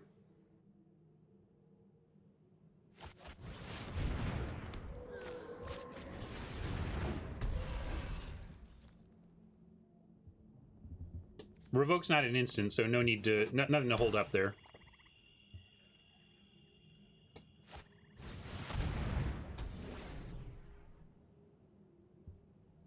Now, if they exile it right now, that's, oh, it's too bad. But we still have a nice Chimera, and we're about to drop a Pegasus. If they decide to play something else, now they're leaving up the man. So we have no, if we were to try and disenchant or, you know, revoke existence the offending aura, they would simply respond by making it go away. But it's done great work. I think we're going to likely win the game because of Glory Bearers plus Insight, even though it's resolved. They took care of it now.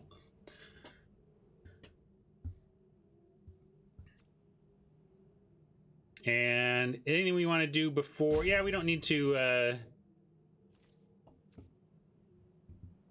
Oh, cool. Yeah, we can attack all, and we get... All they can get is a soldier token. That's fine.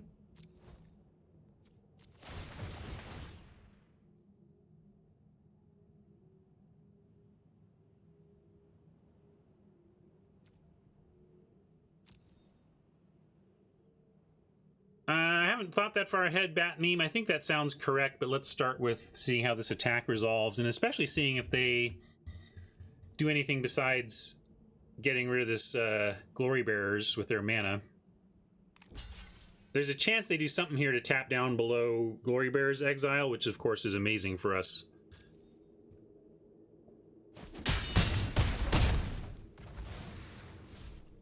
They didn't. I wasn't expecting them to, but it was worth trying. And so now we get to Bat Meme's thought, which is we omen now, and then if we find land, we can Sunmane Pegasus, but we can also just Sunmane Pegasus and omen on their turn. So I don't think we need to be that fancy about it unless we really wanted the land out. But since this guarantees our flyer, I'm just going to do it this way.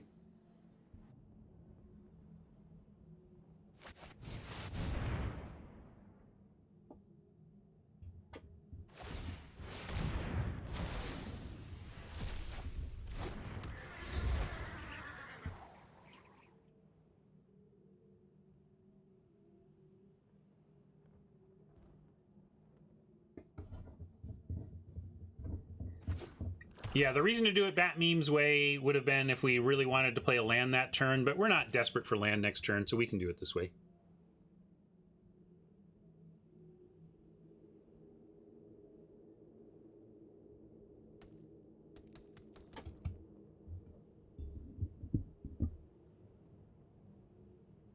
Yeah, Oppo had rough mana luck. 5, 6, 7, 8...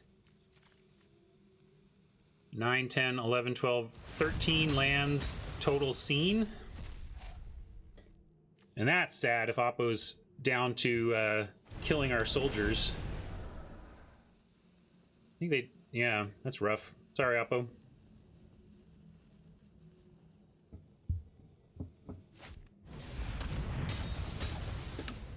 Ah, I see what they're doing, though.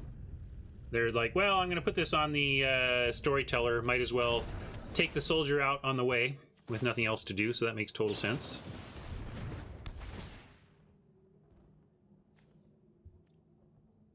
Yes, we'll take that.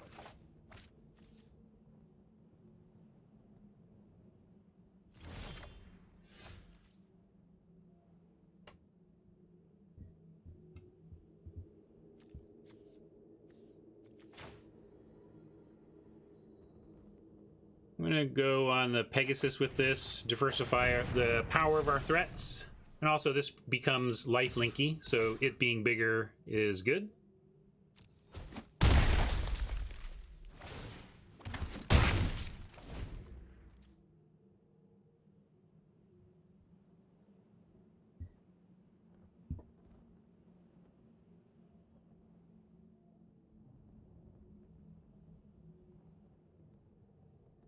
They're in the tank. Probably means we've got this one.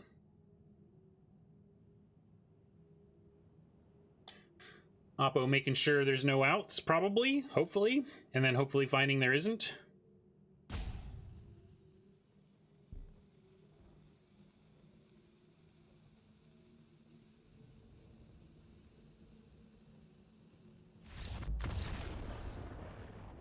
All right, and there we are. Does this mean a lot of people I know are friends with are online, or do I have friend requests? Let's see, what is this? One incoming request, sure. I'll accept a friend request from anyone, and then if you're a jerk to me, I will unfriend you.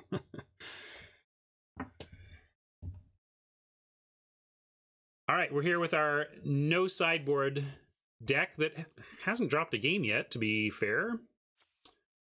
But there's not much to do about anything unless we want to bring in a splash. And is this a case where we're trying to bring in a splash for any reason? I don't see it. Back in.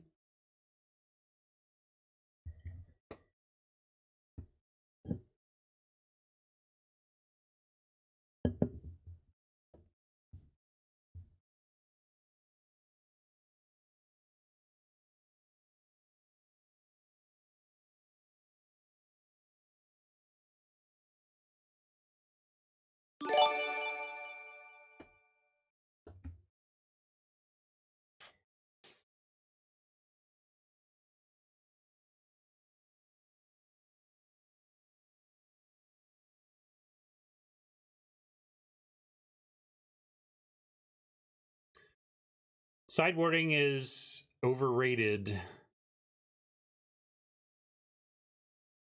Sure is. That's a fine position to take when you have no sideboard. Waiting around for Oppo to go through their many, many options. I'm going to play Lords of Waterdeep.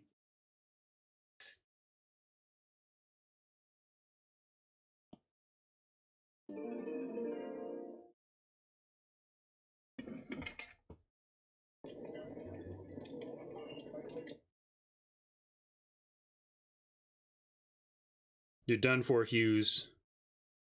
I will crush you.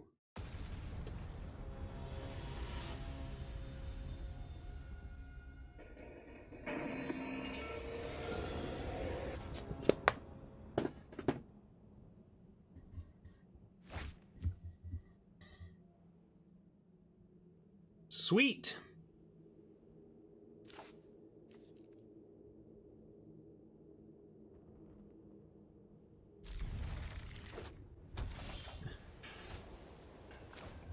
I didn't post it to social media yet or anything. I don't know if I will, but I took a picture of myself yesterday because it was pretty absurd. I was playing Magic Arena on my left monitor. I was playing Slay the Spire on my right monitor, and I was playing Lords of Waterdeep on my iPad, and all three screens were right in front of me, and I was like, couldn't tell if that was a problem or a solution.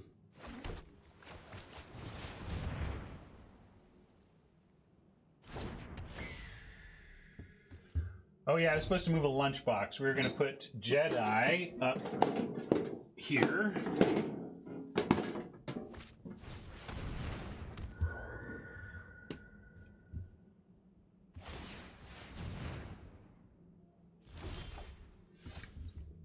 This doesn't seem like a super swell combo, but it does technically block our Envoy for the time being. I like Naiad out because it helps with the Omen at instant speed. Yeah, what I'm gonna do here, I think, is wait. Let me think this through. Because if we Naiad this turn and place planes, next turn we can go. Oh, we won't have the. It won't be 2 though, right?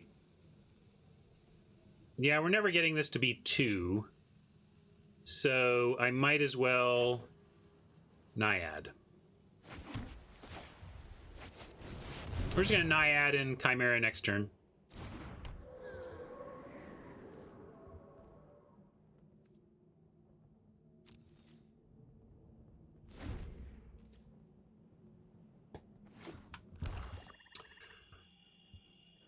Archangel, maybe I had to think about that. I might do a channel point segment.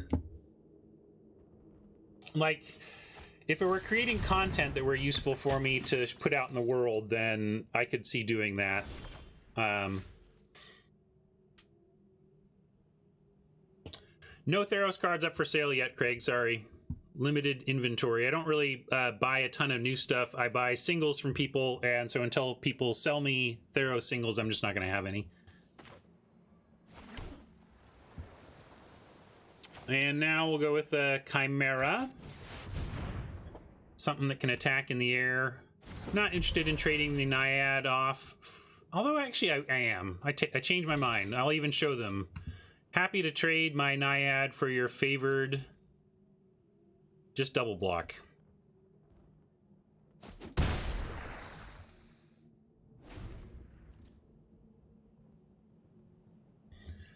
But yeah, thinking about how to do more one-on-one teaching style stuff is something I've been thinking about. Either private and expensive, or public and cheap are the two options.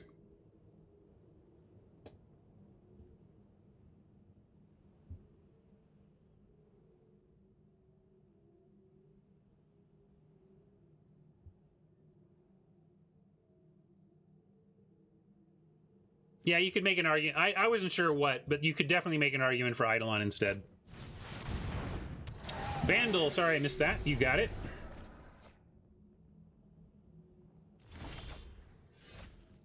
Oh, maybe I don't got it. I don't understand what makes the Vandal work or not. Let me try. I'm going to try a different view, though.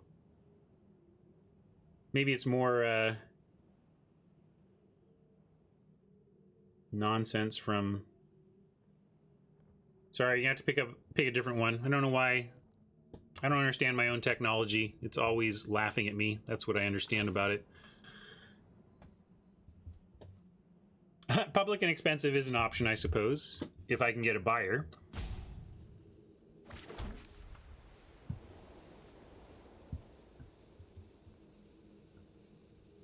All right, well, I guess we're shipping Daybreak. Not much else to do here.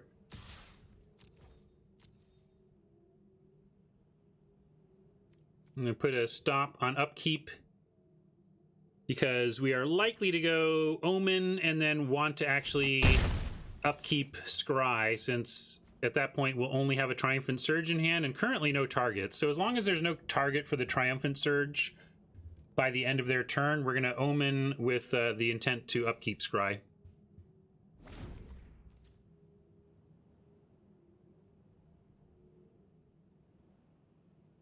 When they redeem that reward, Motor City, what do they do to do the karaoke? Oh, right, the Naiad allows us to Omen and Scry on their turn. Good call. I forgot my own spell.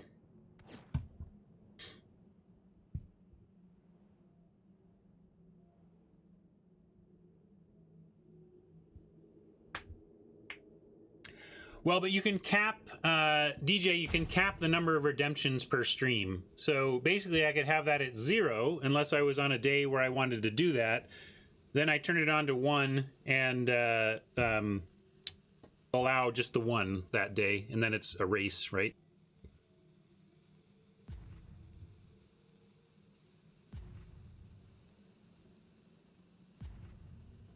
Yeah, Jikerman just has a little lag and didn't hear me figuring out my own spells with the help of chat. Oh boy, excuse me.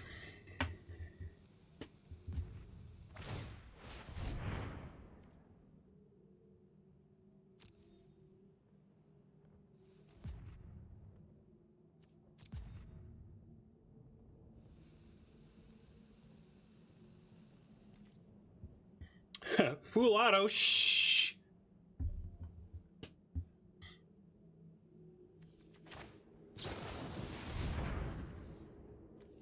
That's right, we're gonna scry an answer to this. We'll get our revoke existence or something here. Ready? Here it comes.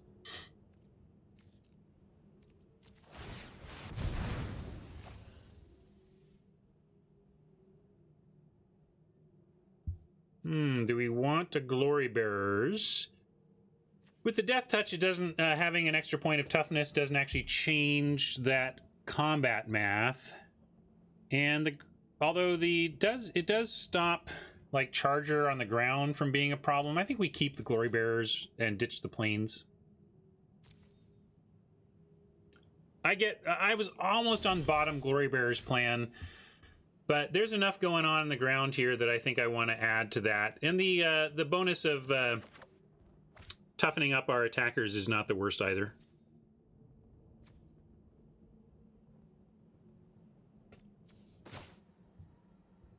Yeah, but my question about the karaoke redemption is what's their system? But I will make a note of that streamer name, and maybe I'll go and see if I can figure out what their system is. Look, I'm a game designer, and therefore what I do is steal ideas from other people.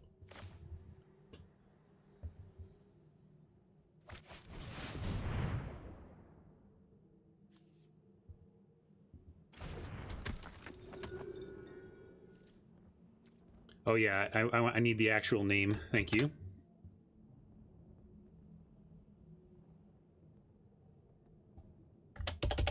Because I would totally do some karaoke redemption.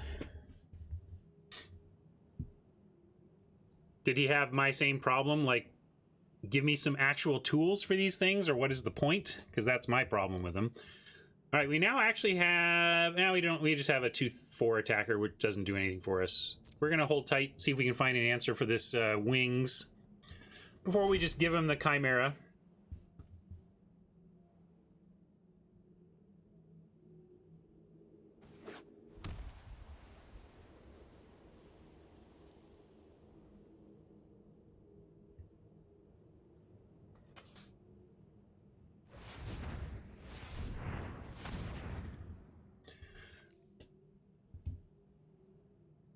What community does Day 9 think it's trying to serve?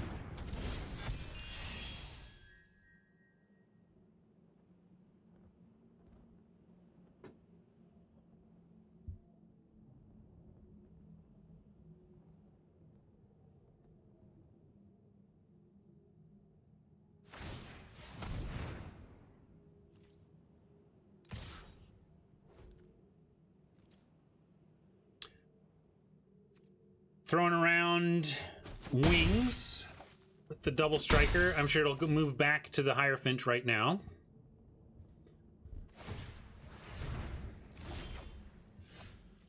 Omen, you say?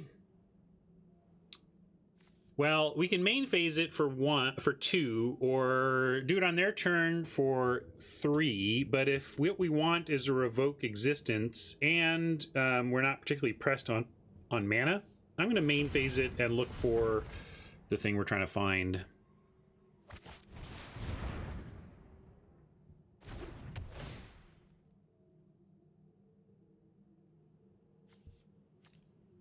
That's an awfully good scry, at least.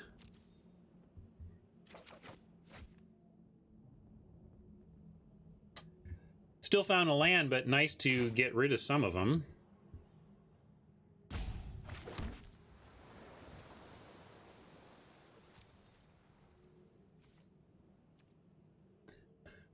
Let's see. Glory Bearers could offer for the charge, for the Hierophant. I would be okay with that.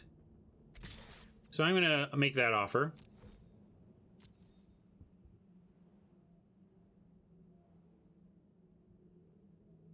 Channel points are what makes them sad to you, Pessimism. Sad is an interesting word to use to describe them, because my feeling is it's just that they're it's not that they're sad, it's that they are undersupported, that streamers don't currently have the tools to make them shine.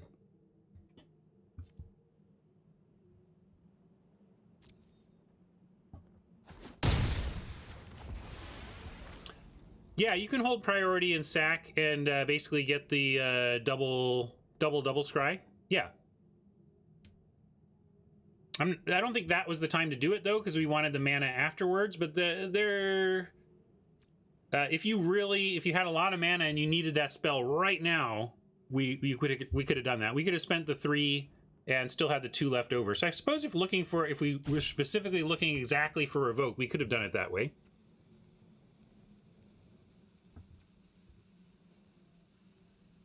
Really? I have some of the best channel points you've seen? I only have 2. That doesn't speak much for anything. Oh, wait, this is our ending our turn. Sorry, never mind. I lost where I was in the game.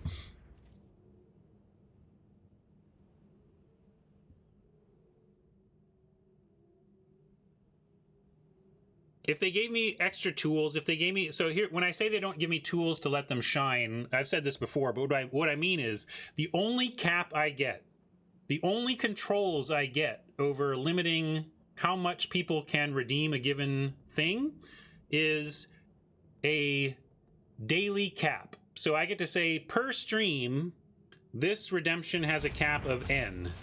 So for example, Boxed In has a cap of 3. I'll move 3 lunchboxes a day, that's it. And Meme Machine, I think, is capped at higher because I don't care. I'll run those all day long.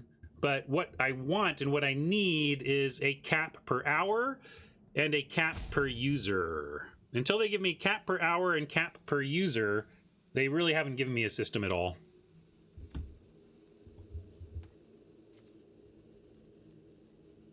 No, you can't really make it subs, no subs. Not that I've seen. Maybe I haven't looked. I haven't actually read it all since I first set it up. So maybe oh yeah, no, you didn't get your meme. You gave me dealer's choice, right? Then let's go with Meteor Golem.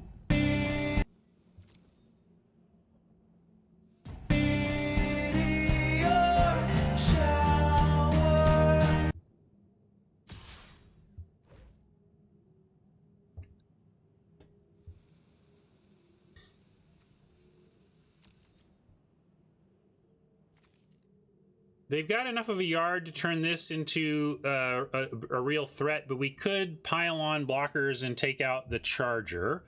They would get our coves for the charger, and then it comes back and we get to Triumphant Surge it, so that's fine. Let's do this.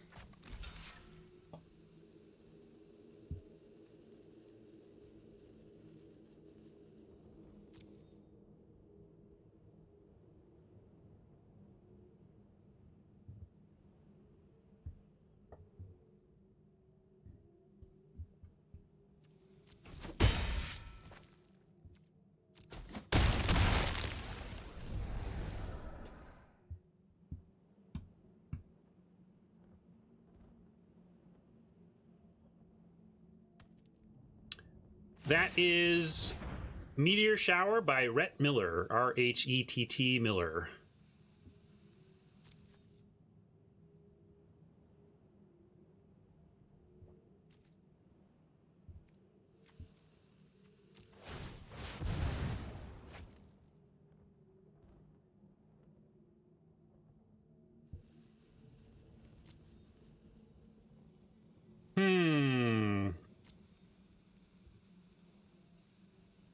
Sunmane with the Staggering Insight is a 3/4 flyer that currently gets through everything they've got going, so I think we should move towards that.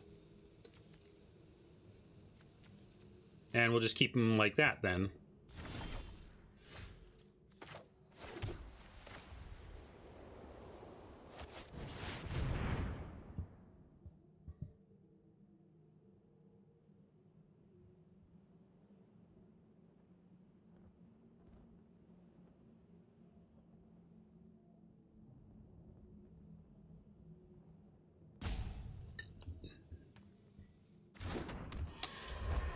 Yeah, maybe a barter solution would be interesting, David.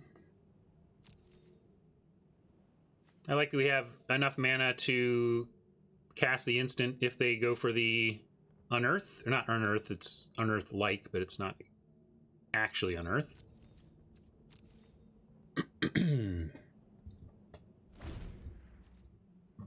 they may still give us time to find Revoke in time to take off this Dreadful Apathy. We might not want to. We'll see.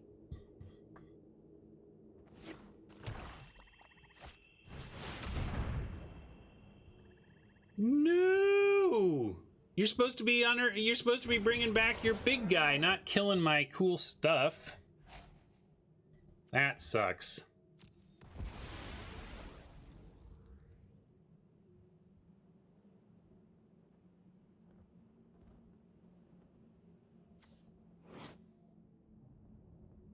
A lot of Spawn's awesomeness is the fact that it comes back as a 5/6.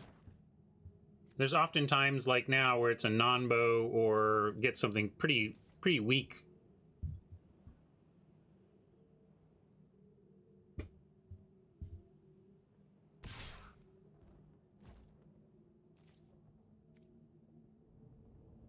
That's interesting, because now we're set up to potentially, like, we get one hit in with this, but then this can successfully block it. Ugh.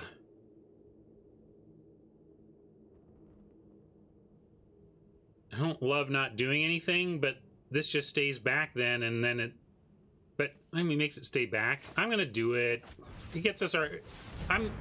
I'm kind of replacing or cycling the staggering here is really what I'm doing with this play.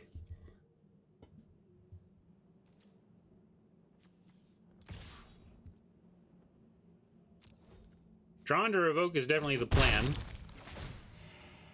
Did it work? No. I'm gonna hold land now. We got a ton, and we do have a looter in our deck. Constellation Looter. It's...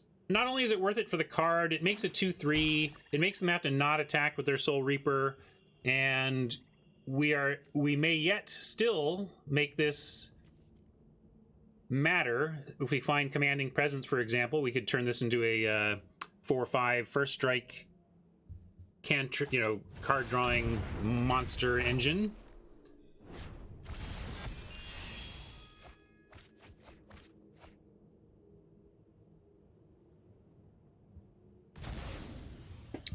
It's actually rough for them to fill up their yard so much.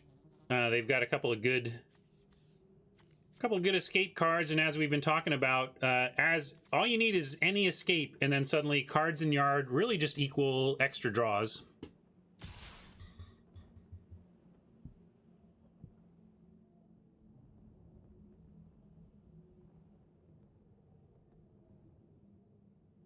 We're starting to run up against it here. Wow, they're going to give me another card off Envoy? Thank you.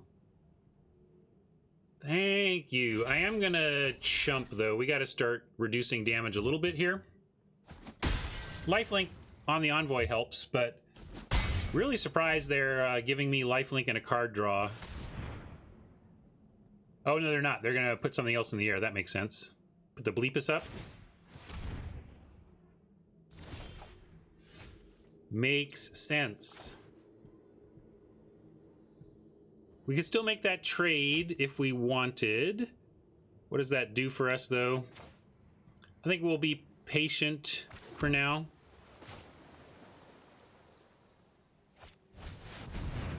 At some point, they're gonna bring one of those dudes out of the graveyard, and this Triumphant Surge will actually do something.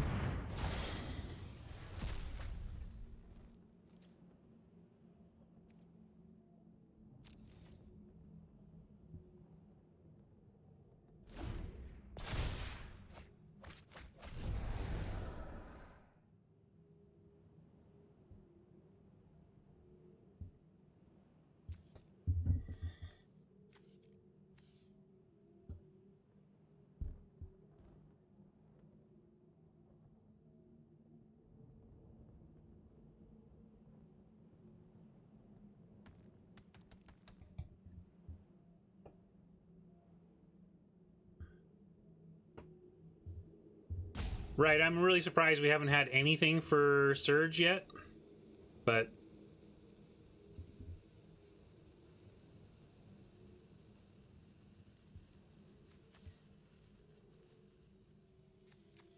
Too bad it doesn't exile.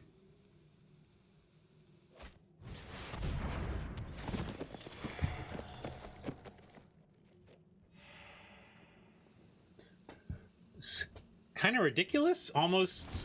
snipey ridiculous, but I guess they keep having other things to do, and I totally ignored myself and played the land anyway. Good work, Ryan. Well, at least it gives us a 4 mana for the critter.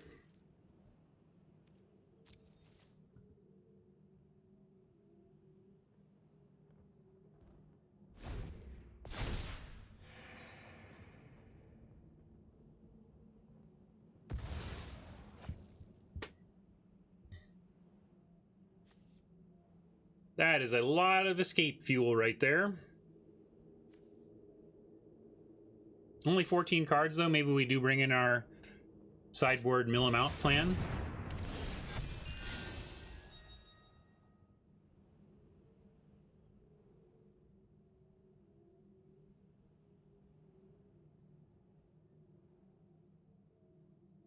Yeah, it's the endless surge dodging is pretty eye-rolly here. For crying out loud, Oppo.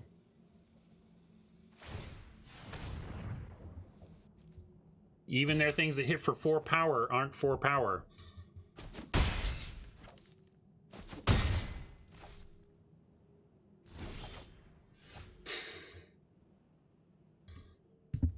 Well, we've had some good luck today. It's not coming through this game, but we'll try and get it in the next one.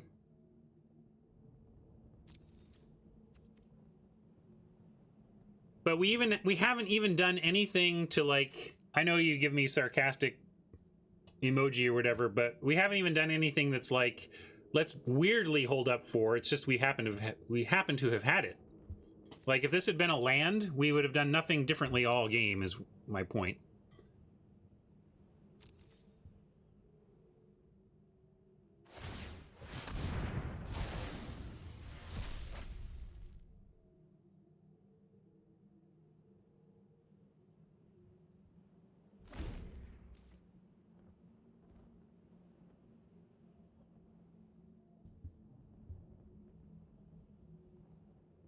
Well, we'll see. Maybe they come up. Maybe this card is something else they want to do. That's make 7 3/3 creatures. That's what I'm expecting. 7 3/3 tokens.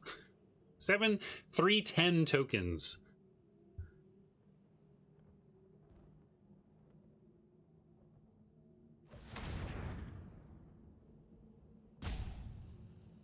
It's a weird one to play around, Haj. And I'm not suggesting they're even playing around it. They've just had other things to do.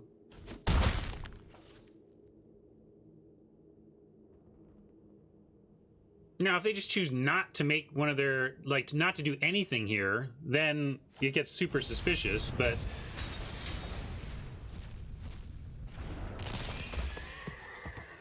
I'm wondering if I'm not even, you know, I could do this now. Let's see, how do we win if we do this? My problem is that, like, I almost don't want to show them at this point. I really don't think they're stream sniping. I said it as a joke. It's not. Oh, we do get the card draw out of it. Yeah, we should do it, but it's like, ugh. I don't think we're winning this game, so we're kind of just showing him we have it.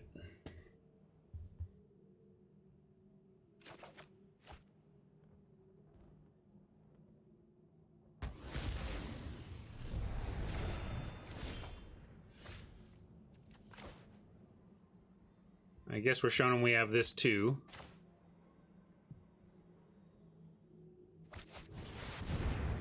But if there's any hope of us winning this game, it's that we land a commanding presence on a Chimera and it works, you know?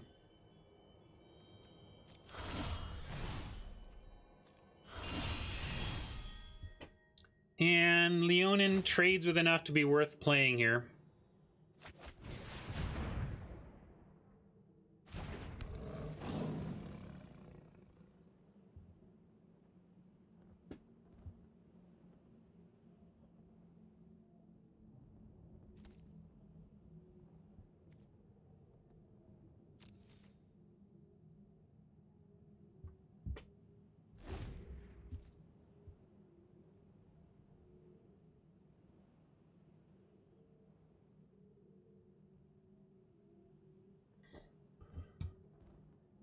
There's a lot of messed up stuff to deal with on the ground, but if we can get a presence, this could work. If this sticks, not dead yet.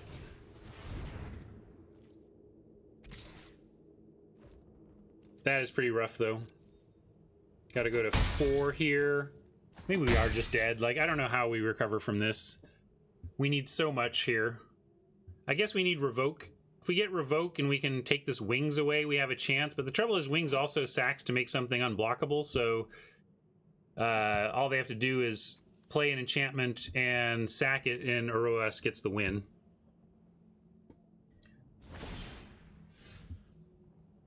But, hey, look! It's an out! And how much is it?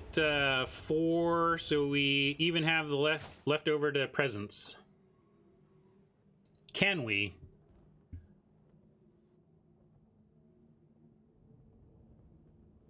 I think we have to at least makes another blocker on the ground. How else do we win if not this?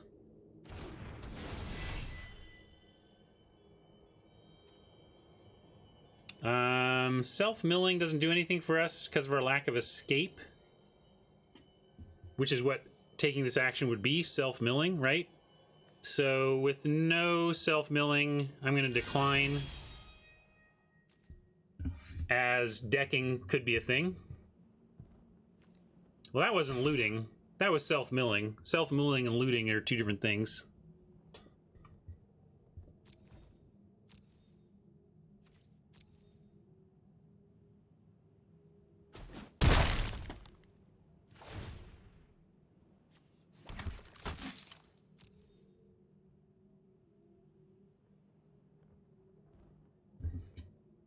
We might want to start bouncing the presence just to re-trigger Kraken as we look for our answers.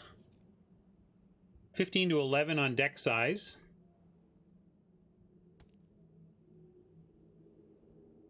I don't know. All I know is I didn't lose. My blocker count stayed the same, and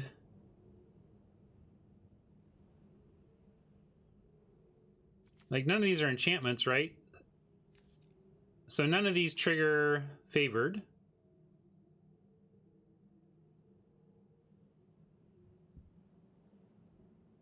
And if you mean the Gorgon comes back, removes one of our blockers, and we're dead, could be. I don't know. I'm just making Oppo do it. I find math is for attackers and blockers, but not me.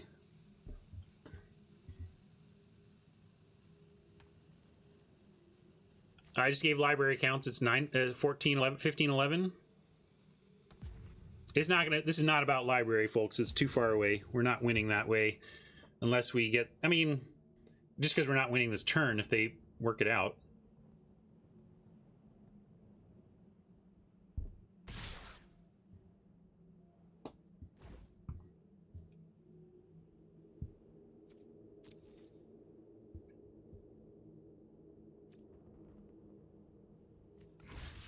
Probably need to do this, this, this, and this. Are we killing the right things?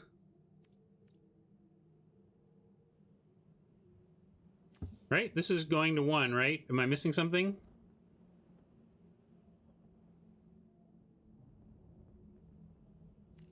This is not double strike. And this is 1 point.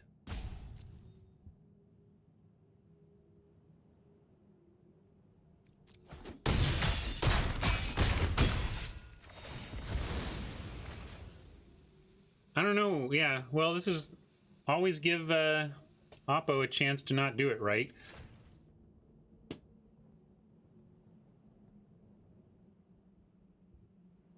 Oh yeah, now always give me a chance to not do it right. Definitely should have mazed. I don't know what I'm thinking. Because I forgot about it. Because I am making fun of Oppo while punting, so that's pretty hilarious.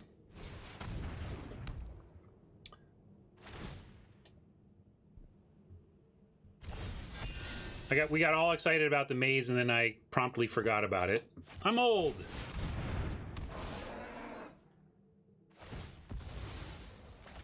I don't know what they're doing. We should already be dead. That's also why I'm like, you know, like, why aren't we just dead? All right, Oppo, jeez. I know, there's like 27 punts depending on how you're counting them.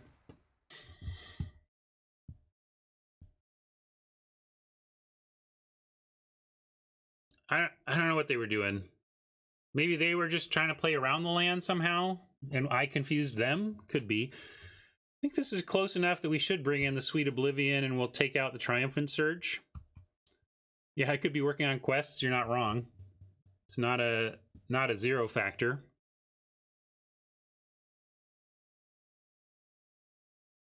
I don't know, Bat Meme, after that turn, I don't know if anybody needs private tutoring from me. Unless it's to show you how not to play.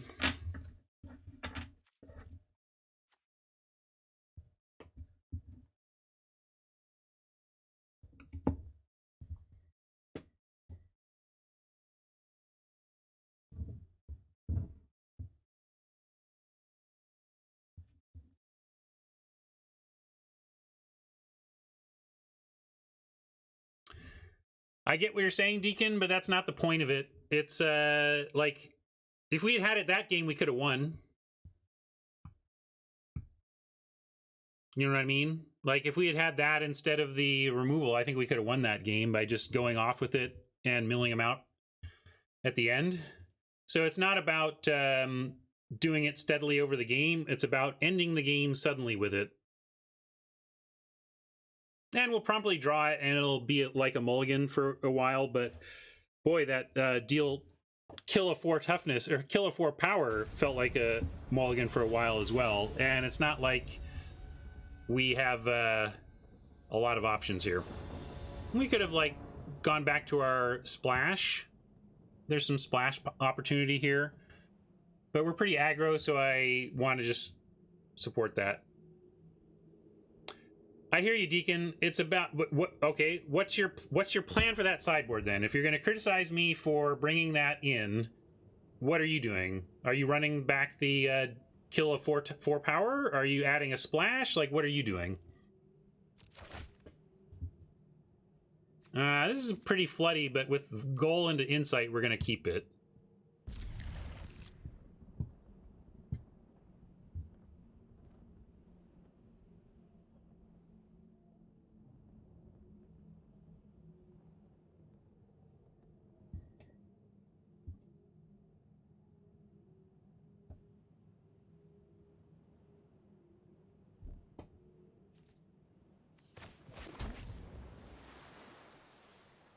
I do think running it back is basically the only other option.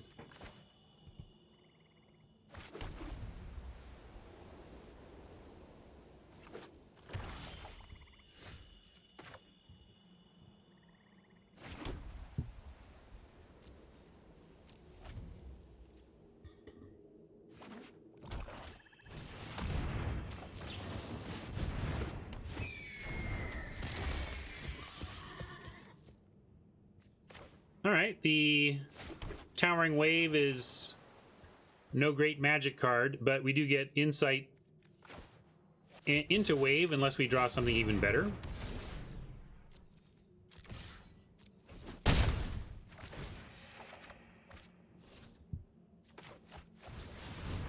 And the flooding that I feared is coming to pass. You keep 5 landers, you're going to flood a little. Hopefully the Staggering Insight will bail us out and that they don't have an answer for it right now. I mean, I think a lot of this game is going to come down to whether they can answer the goal in some meaningful way right now. Like, we get one more crack in with it even, and I'm pretty happy. All right. Well, this is a pretty nice combo. Let's see if we can keep Chimera Omen.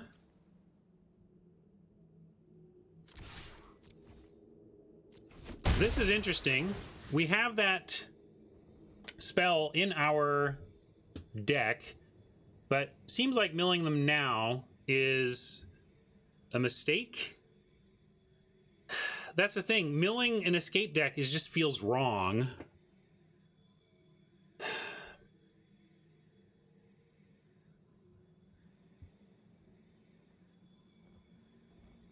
No, we're fine to know, like, if we no escape ourselves, like, I would love to mill no escape. All right, you want to live dangerously? All right. Well, milling ourselves doesn't...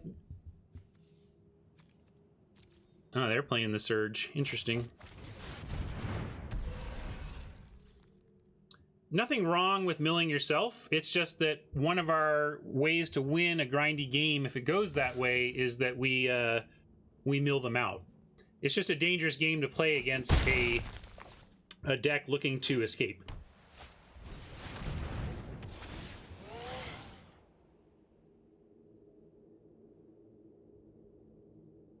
Yeah, we can put on the upkeep stop, but for what? We're not going to play this. We don't need an upkeep stop.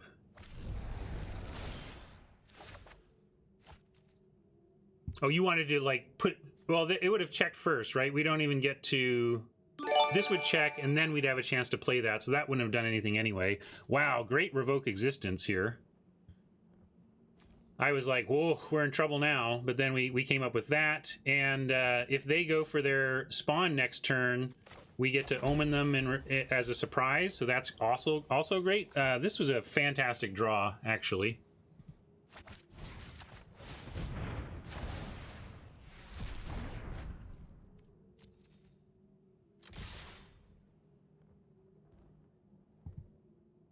Still, milling them out is like, I don't know about this.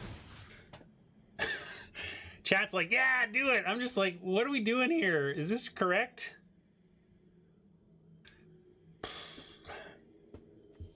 But now they have 4 in the yard, and they can't see. Hold on. I'm going to do ourselves.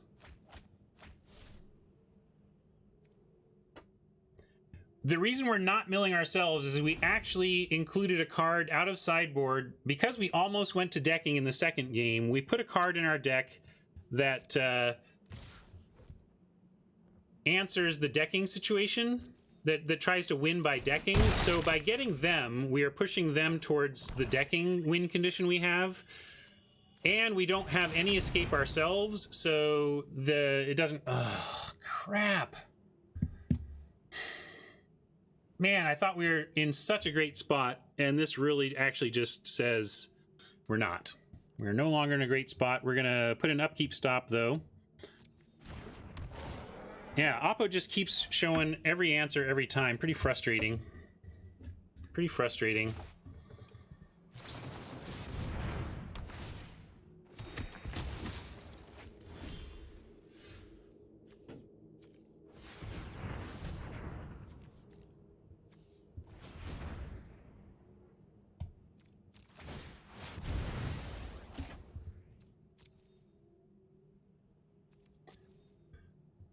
Ichthyo, do we care? Like, we want that. I just don't think we want it on anything this turn, but we're going to take it and keep it.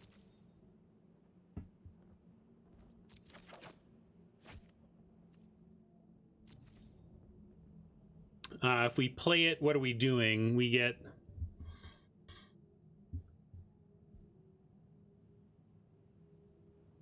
I guess we send the Towering Wave, though. And then we could send everything and then take out the Bleepus after combat if they decide to eat a 1/1. I don't know how useful that is. Maybe I'm supposed to leave this Wave Mystic back to block, but I'm still trying to be aggro here. Let's be aggro and then think about Morphosis on the Bleeper after, depending on how they block.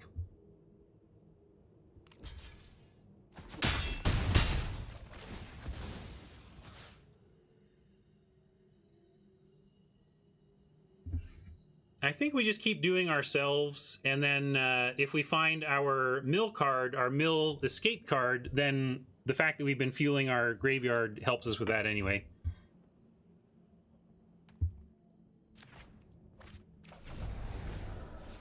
There it is.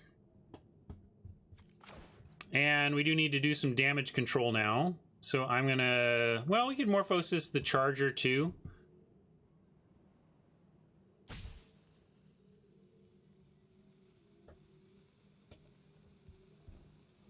Alright. I'll do it. Use it as removal.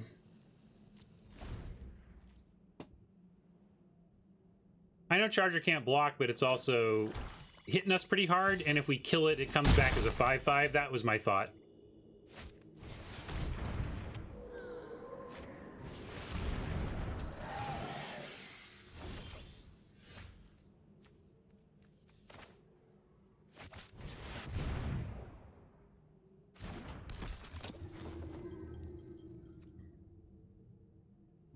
Yeah, drawing a good card would be all right.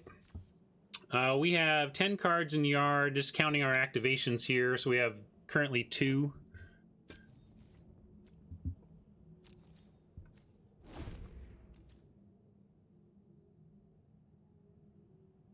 We're a pretty long way off from this doing anything in the game. I'm glad we milled it, though. Thinking we're losing now. Oppo's just ripping like a god. Ripping like a devotion mythic. We can double block to at least hold some damage here, prevent some damage. I'm somewhat holding land because we have a looter, and it doesn't really matter. What, you know, we're not going to draw 2 spells. Yeah, okay, well, I mean, this is the problem. They can afford to escape. So you think we shouldn't trade, Steven? But, like, they can afford to escape a lot of things. First, they can't afford the mana, though. It's 5 mana to escape, so it takes them a turn.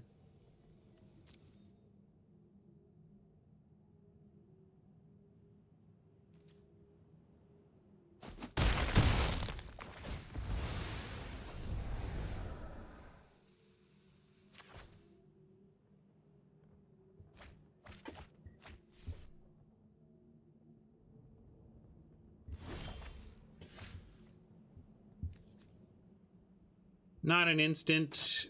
We'll run this out. It's just going to get killed, though, with their spawning, but what else can we do? I guess I'll play this now. We're just dead. Almost scoopable, but not quite.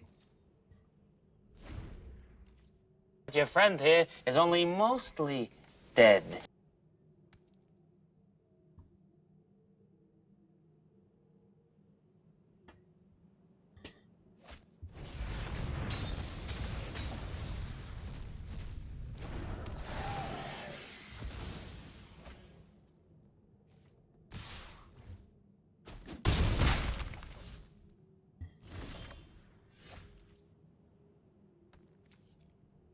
Chain to memory. Well, the bad end of our deck came to get us this match, but we've been pretty lucky so far.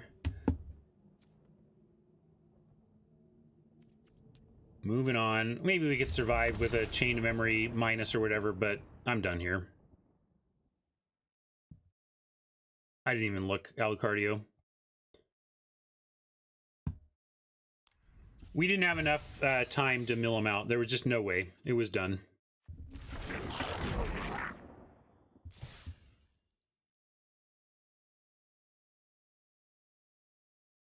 All right, after a fine 2-0 start and winning game 1 in the 3rd, we dropped 2 in a row to have our first loss, but maybe we can find some profit here yet.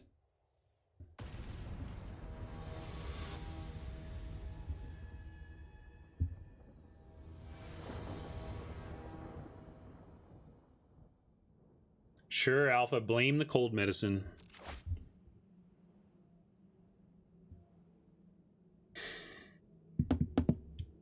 Show me any land, I'd be okay with this. But Captain Mole. We have been mulliganing a lot today too, which has been frustrating, but this is a nice keep. Probably just bin the Labyrinth here and go on the aggro plan. I think we need all of our action.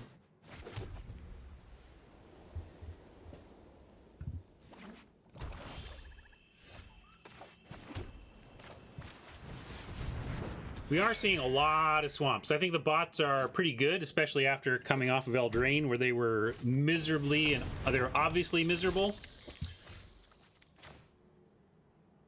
I think they've been pretty reasonable here. I'm gonna go Insight and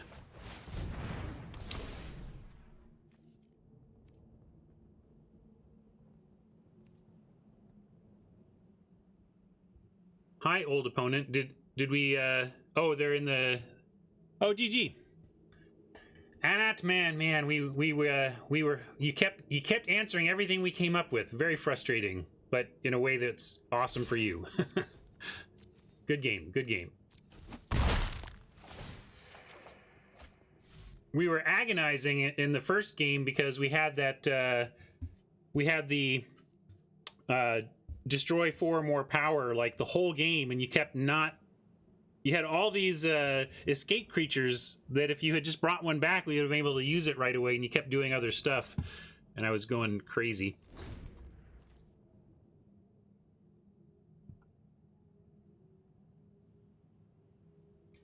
We have basically no sideboard in this deck, an Atman, and we went for the mill card since we came close to decking both games, even though we were debating whether to start the mill on you, even though we knew it fed your escape, or mill us so that when we did use that escape thing, it might do the trick. Anyway.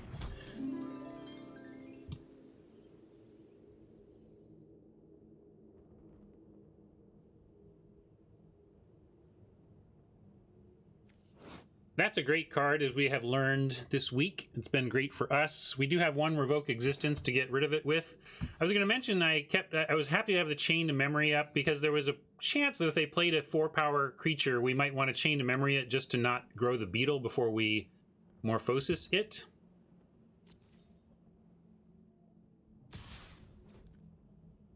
We could chain this to save some damage and mainly to scry 2, but I think we can use it for more effect than that. We're gonna try and be greedy with our chain and actually use it for some value beyond scry 2, gain 2.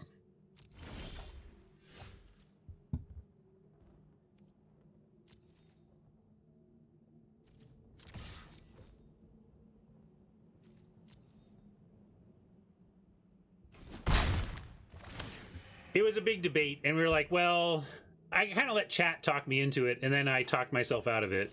Like, chat really wanted to just pedal to the metal and try and start the milling, but it was like, that just doesn't make sense. The whole point of including it was not to support your mill, or not to support your escape, but to just try and suddenly win the game with it when we were close to decking, you know?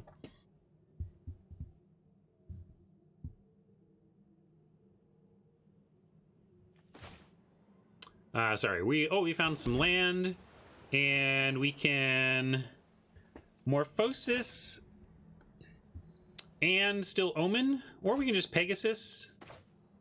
Oh, Pegasus. It's given them a chance to grow the beetle, but they're not showing any answers to our skies right now, so let's keep pressing in the air.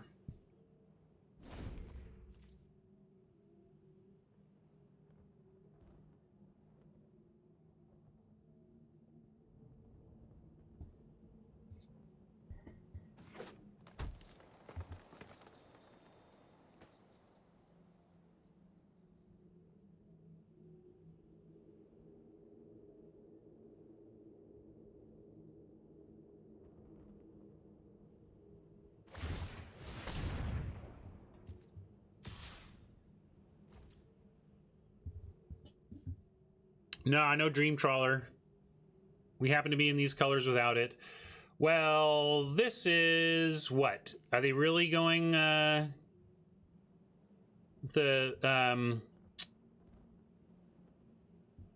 they really have a pump spell? I mean, there is one, but people don't generally play it. However, I'm not going to call their bluff.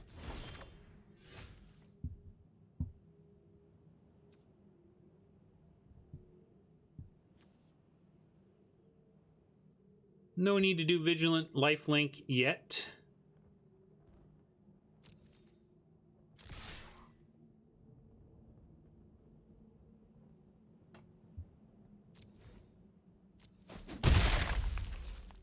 So we won't activate there yet. We're going to add to our board. We can do the Morphosis here, and then Omen on their turn.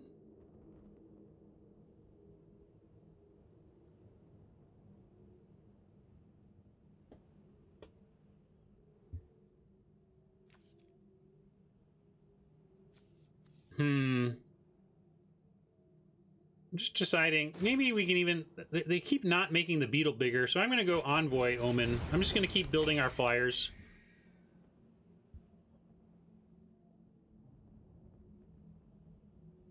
Although we could actually morphose it now still with the... for 1 blue and chain. I'm still going to end it, though. We can chain if we need to, but I want to Omen... I want to flash this in on their turn. But nice to have the chain backup plan if they play a 4 and we decide we want to do that.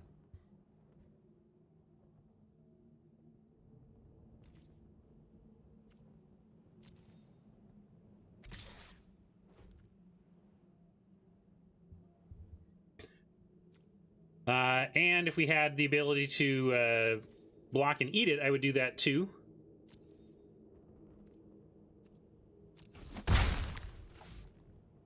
Yeah, we have. Insight has gotten in for several hits in an early game this stream, I believe.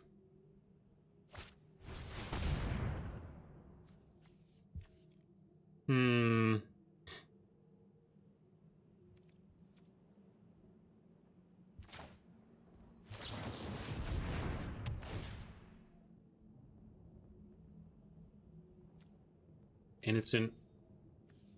Ooh, it's not an aura creature, unfortunately. We need this plains. That's another question. Oh, but this is great. So we can go... we can return the staggering.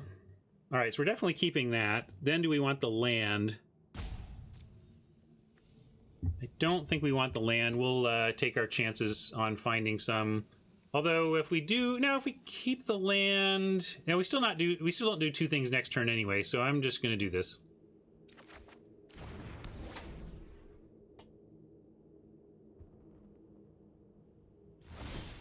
And we are just going to let the Pegasus go here.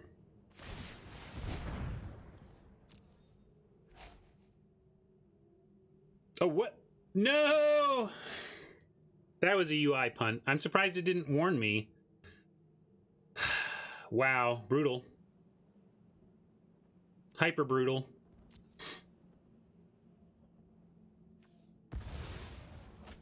Play through, but I'm not going to be mad at myself over that. That was just a UI misunderstanding.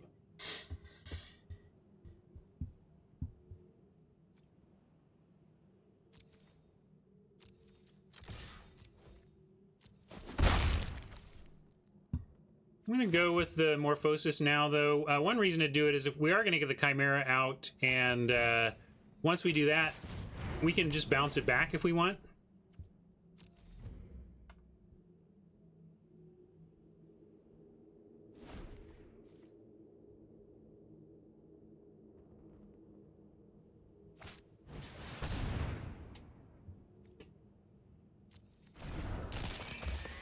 They're trying really hard not to incorporate any kind of double-click, right-click stuff in the UI, which I understand. It's a good practice, but I understand what you're saying, too.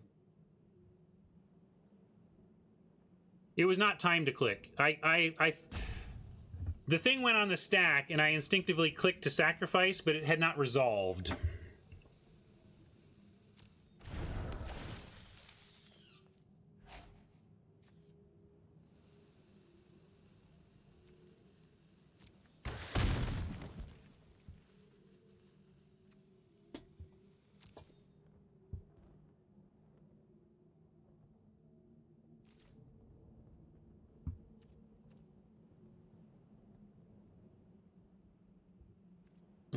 I'm not going to do any chaining or scrying, so I'm just going to draw. Found a land. I'm going to drop Chimera and hope we can get that going.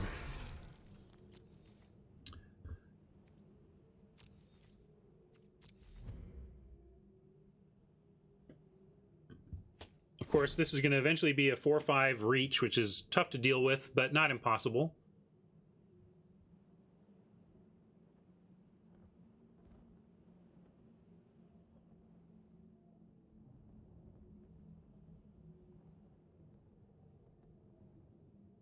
If the Chimera doesn't die, I like our chances because we can do a lot of shenanigans with that.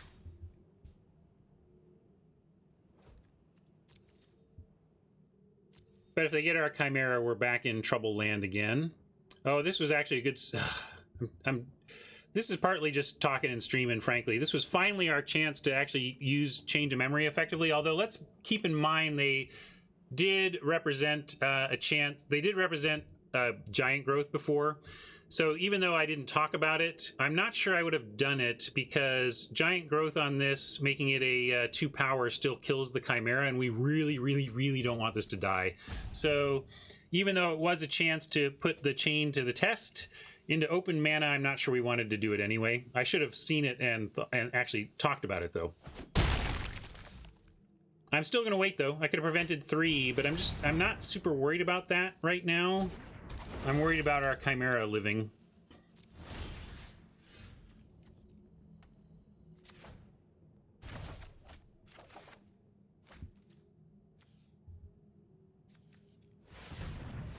And I'm going to go ahead and play this on the Chimera. And now, if they do happen to have giant growth for the Arachnir, then our Chain of Memory is really good. And I kind of hope they do have it, you know? Let's see. Of course, they are setting up to eventually get a spider that can successfully block the Chimera, but I'm hoping they go for a kill here and we get to get some value out of our chain. Certainly, this will tell us the answer of whether they had anything for that Horn Beetle play or not. And it looks like the answer was no, it was a bluff. Good bluff, Oppo. We couldn't block there. I'm going to play this out because we do have Chain plus Omen for next turn.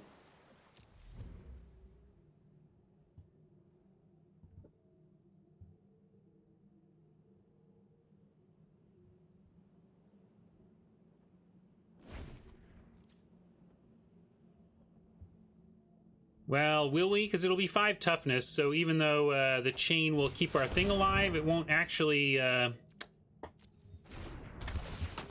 won't let us win combat. We need to get the Chimera a little bigger before it actually wins combat in that spot.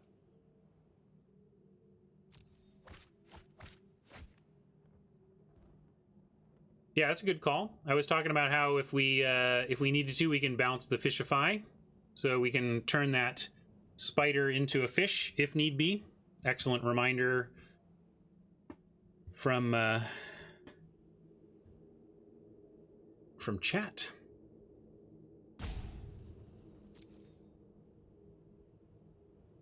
Here I am chewing up hourglasses because who needs hourglasses? I like the pressure. All right, we don't have that play here. Well, we do. Actually, okay, I'll try it this time. Yes, now we actually have it, okay? We have it.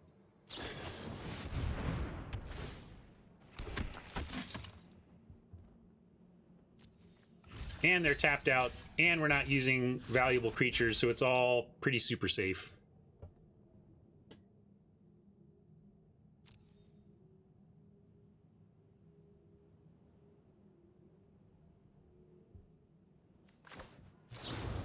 Yeah, it looks like this is coming for our Chimera.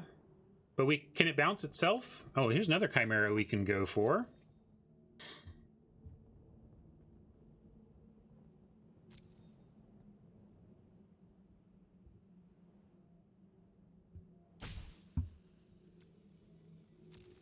Definitely keep our flyers.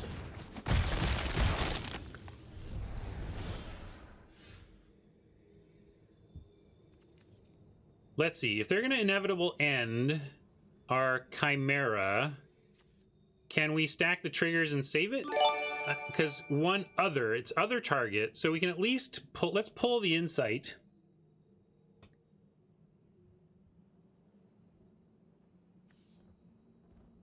Good point. I forgot about the ETB ability. But it looks like they're going to go for a different kill anyway. Yeah, Haj, that would have been good. I didn't. But good thing is they can't kill them all. Actually, maybe they can. They go. They put inevitable end on one thing and then do the Chimera on the other. Still going to play this though.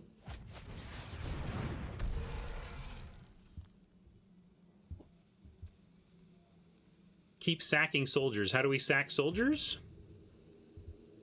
What are we sacking soldiers for?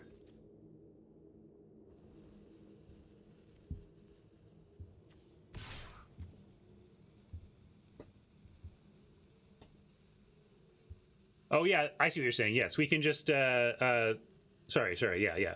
Didn't follow you for a second, but now I do. Let's get in with our flyers. No, sorry, I'm a little out of sorts today. I feel like I'm constantly on the verge of making mistakes, so I'm really paranoid.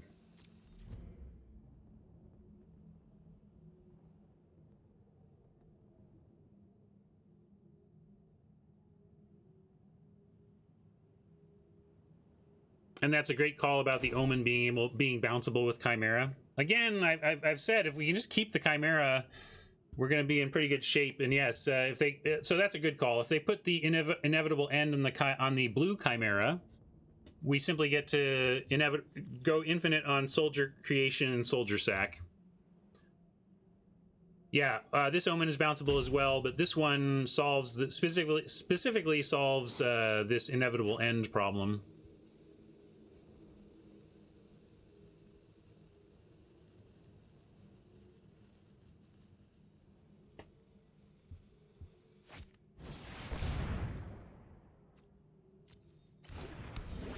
Now this Omen is bounceable, but it's also sacrificable for Scry, and looks like for the time being we're going to be bouncing this anyway. Yeah, maybe we keep them both. That's the question. We can use our mana right now on Scry. But we're also going to need to use one of our bounces on getting the Fishify back. And yeah, let's also remember they're not even at those levels yet. All right, I'm going to leave it.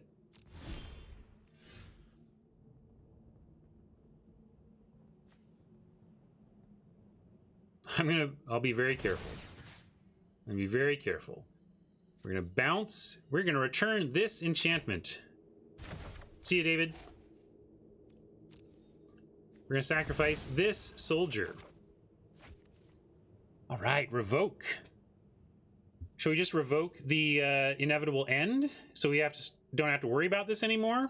And then, although they can just eventually liar, I think we probably are more worried about the liar than the inevitable end at this point.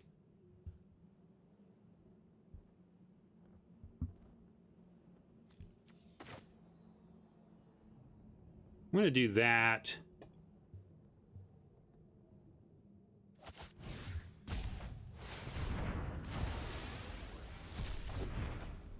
Yeah, they're on such a short clock, and we can even add the insight. We don't need to cast the Omen this turn because we have another soldier to sack. And I'm going to throw this on the Chimera.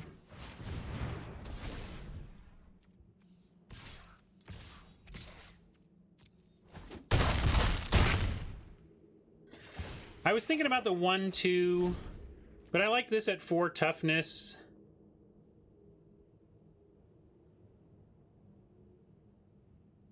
I don't know how big it, like, what was correct, and if I was incorrect, how big a mistake that was. But also, I'm no hourglass guy, so I just made a call.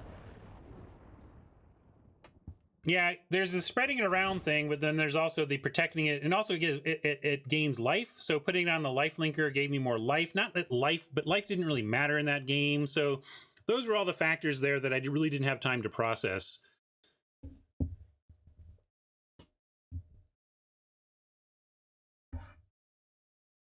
But there were some definite competing factors there. All right. Another kind of green-black grind escape. All right. They could be splashing. And us with nothing to do about it. I mean, we're doing what we're doing. We'll see how it works.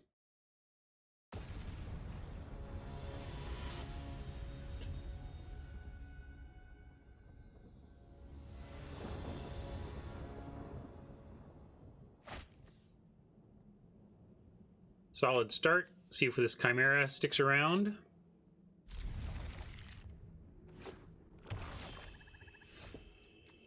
That's good too. We're going to open on Envoy though. Then Omen, then Chimera, then Kraken. Looks like our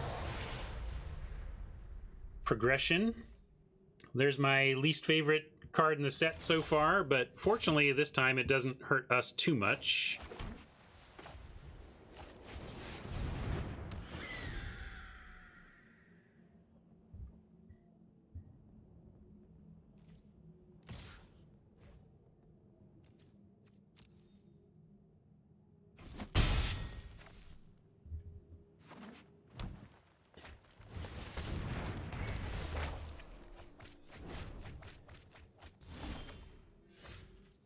Okay, maybe we can get surprise Timmy here. Make him pay. Have mostly blue cards, so just more instinctively want to play out the island.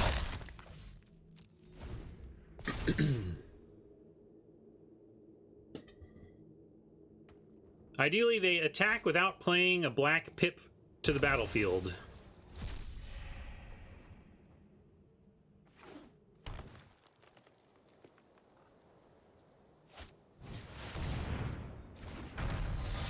All right, that's working so far. All right, cool. We get to trade off for Timmy. I mean, this is a problem, but we solved one problem.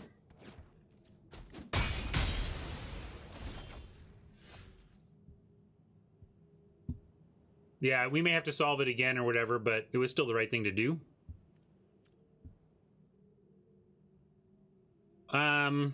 It's neither. I suppose it's genius if it works, but it's mostly just self-grifting. If that makes sense.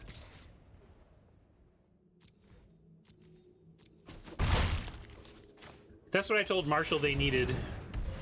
They needed the genius, grifter, or self-grift because you think it's genius, and it's not.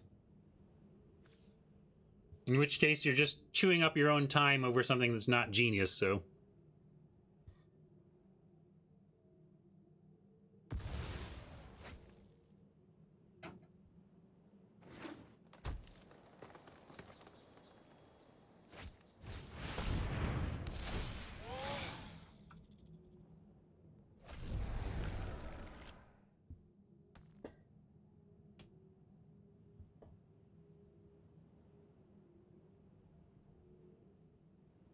Well, we got some tools, but this is hard to deal with. Gonna be a little tough here. I guess we can keep it out of combat at least. Maybe we're just kind of on plan labyrinth flyers right now.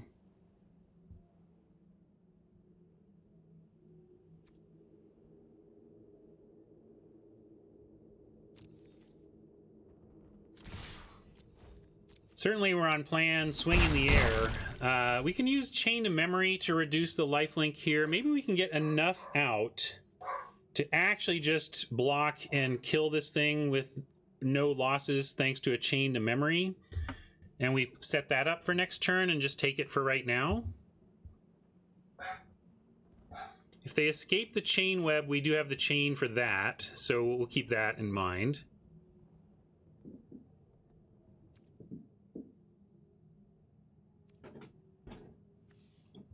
Kraken. If we drop the Kraken now, what are we giving up? They can't... Let's see, this is how many? 4 other... Yeah, they're probably doing that next turn, so we're going to end turn and make sure we have the chain to memory up.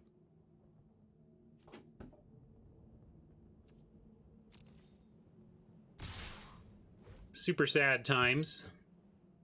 Can't labyrinth it unless we give up the chain, and I'm not willing to do that now. So we're gonna do this, and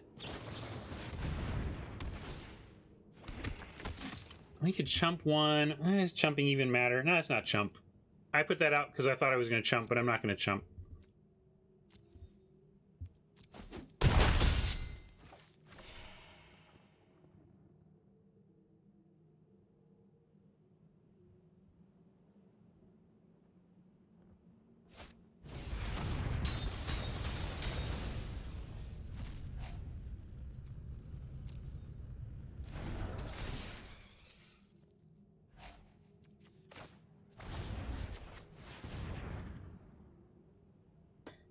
Do those even help us, though? We got to go hunting for stuff that actually helps, and I don't think Gull or Naiad do. So we're going to dig.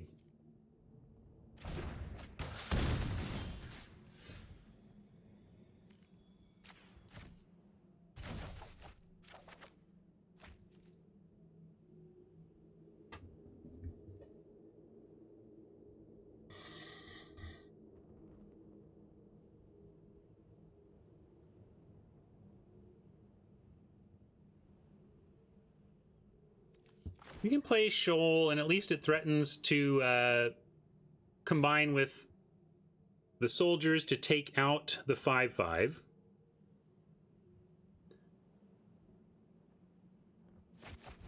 And I'm going to do that.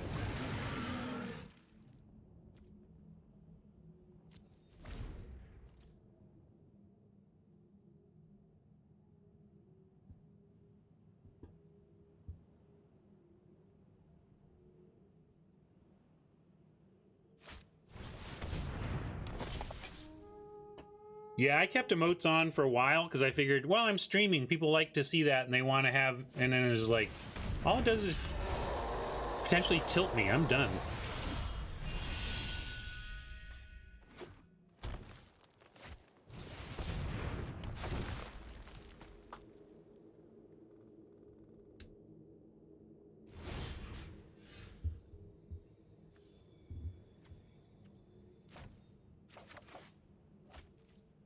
Commanding presence, you say. Ooh, that makes it close. So close. I think a 5/4 flying first strike would be enough in this world, but not today. It's not.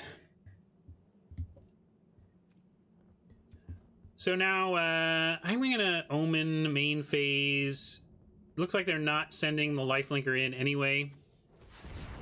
And I'm wanting to build up our land so we can get to a place where we are able to labyrinth a bit.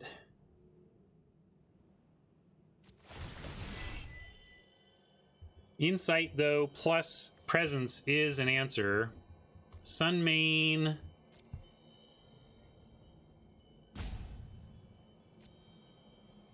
I'm even going to pitch the Sun main. Well, let's see. Sun main could get to be a 2/3, 3/4, 5/6. We could get a 5/6 Sun main, which still doesn't do it, so we don't even need the Sun main.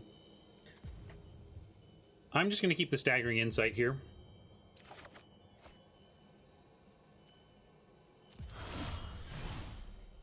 Ah, the Revoke. Hello, Revoke. I'm going to ditch this Mystic that doesn't do much for us. And now, next, I'm not putting the staggering insight on. We're not attacking now. Are we revoking? No, you can't. There's nothing. Well, maybe I could have because it did go on the stack. Yeah, I think I could have, but I didn't want to.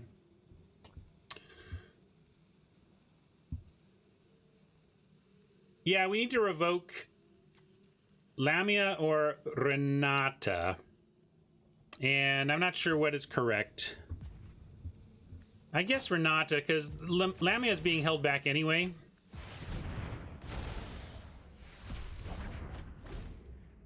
We could have also exiled Timoret so that he can't come back.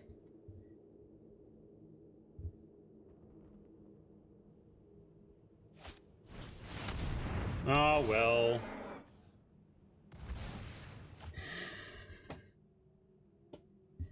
Damn. No, Steven. Steven talking like we have a sideboard. Funny, Steven.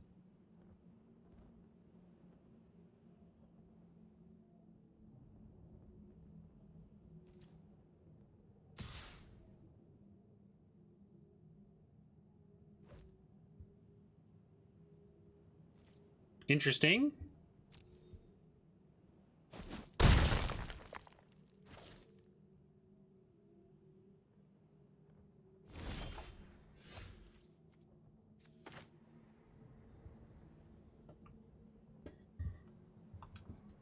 Yes, they do, Ice.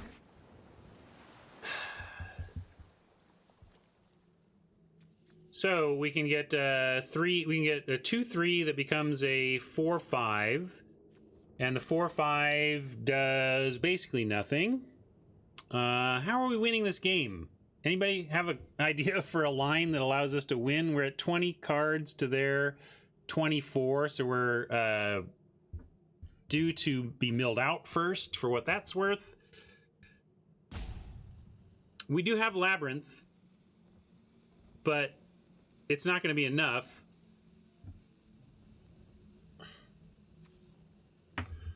Yeah, maybe they don't. All right, I'm going to go. I'm going to attack with the Envoy. No, I'm going to leave it back, but we'll save everything and maybe double Omen. If we can manage to kill that spider, we do have a chance. So let's try.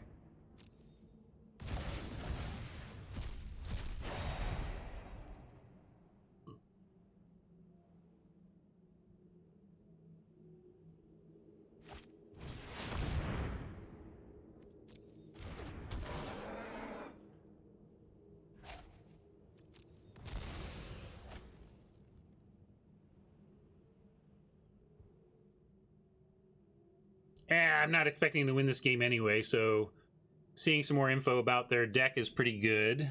I'm just worried about game 3. It's going to be a tough one. We got to get out to a stronger start. Are they going to do it? All right. Well, we're going to try.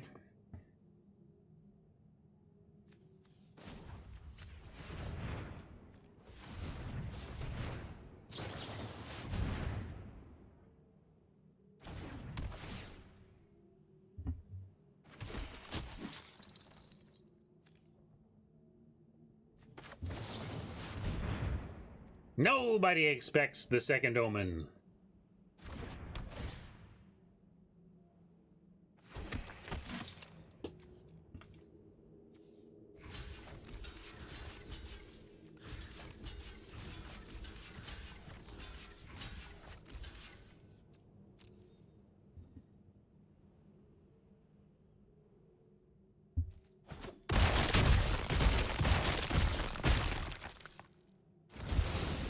Yeah, Oppo, I don't know why they don't want to win, but that would have been a great spot to attack with everything.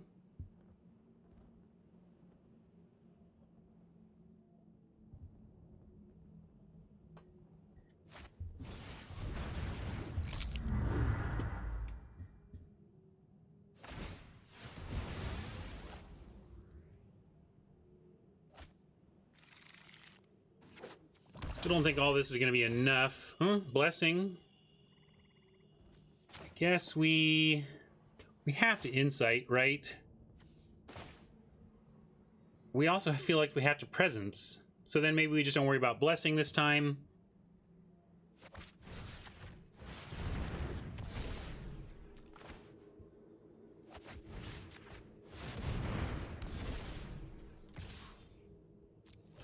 This gets us some life, at least.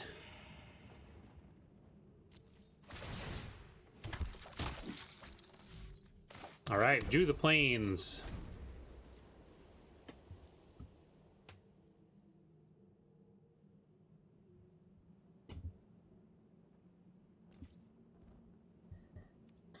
Question is, do we use it to try and take out a Bleepus here? Oh, not even a Bleepus. We can just double block the Bleeps, right?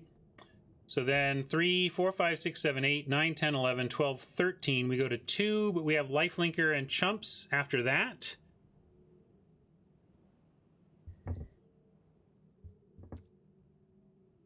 Or we could chump a big one and try to eat a Bleepus with the Blessing, but then why do it that way? We should just...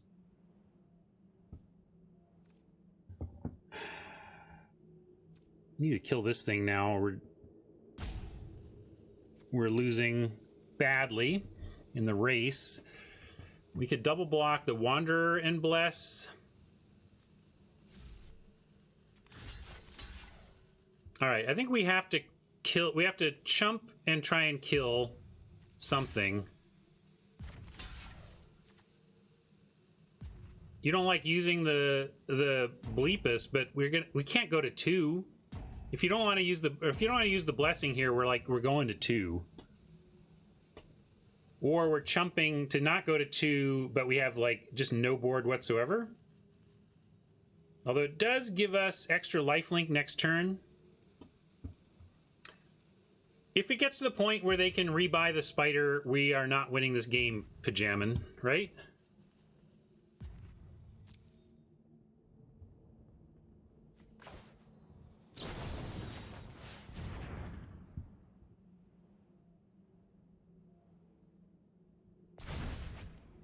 A little bit of a weird line, but I'm trying to both kill a 3-power creature and not take 5 from their huge creature. And I feel like this board at 7 life is about as best we could hope for.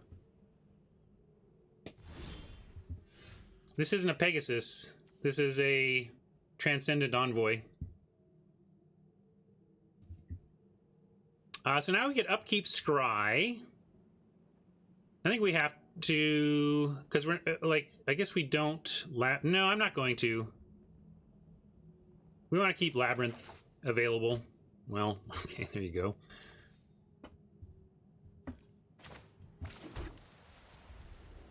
Yeah, now we got to start mazing their 5/5, and then making a chump while mazing their 5/5 might get us there, and we get to scry before we draw again.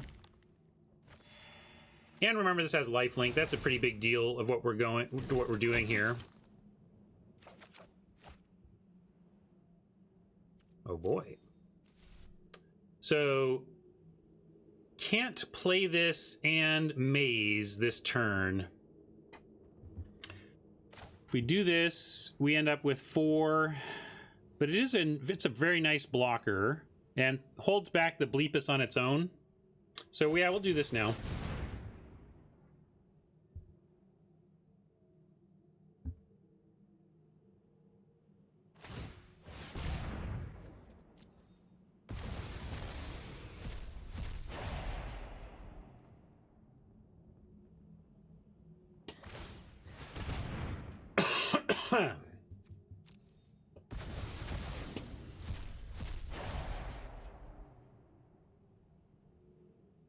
Can't believe we're not in game 3 yet. I think we're lucky to still be playing game 2. No, we do not have a Sentinel's Eyes.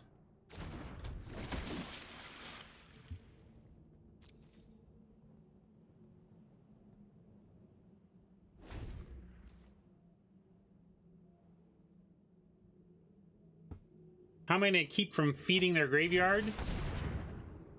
Didn't we already kill one of those? That was in the first game, huh? Okay. Fair enough. Just seeing if they had 2.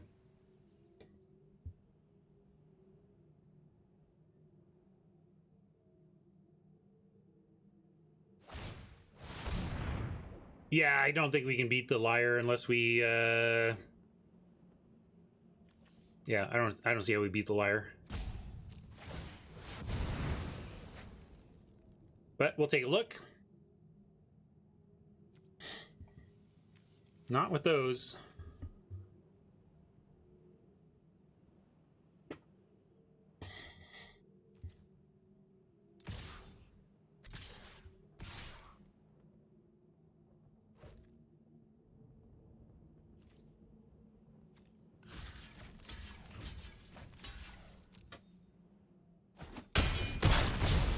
You think their deck's insane? Why is it insane? I mean, I think their deck is good. I'm not knocking Oppo's deck at all. I'm just wondering why you would think of it as like an insane deck.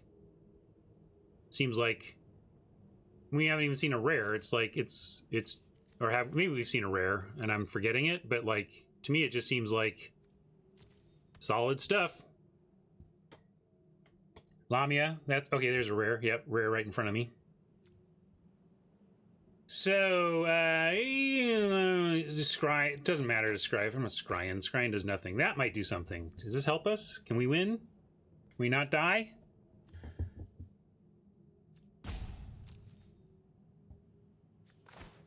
We cannot die.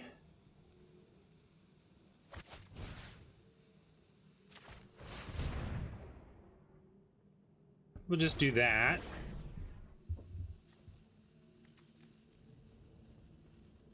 Oh, for a sec, I was like, "Ooh, wait, does this untap?" Because and it's remove it from combat. Had a sudden hope that maybe we could untap our tapped creatures with a maze, but no such luck.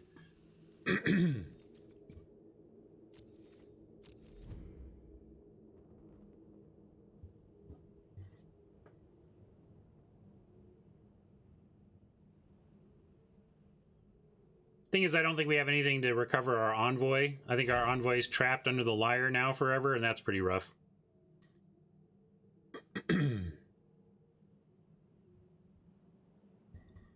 Black seems to be the place where bot is weakest in terms of taking the good stuff. And green certainly is nice to pair with it. Yeah, pretty sure we're done with revoke. There it is.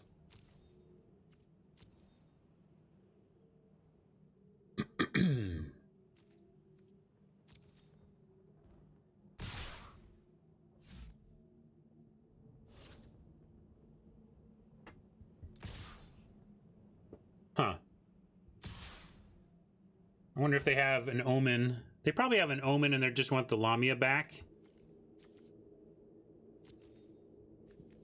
I will take this for dinner, or try, and then maze one of the threes.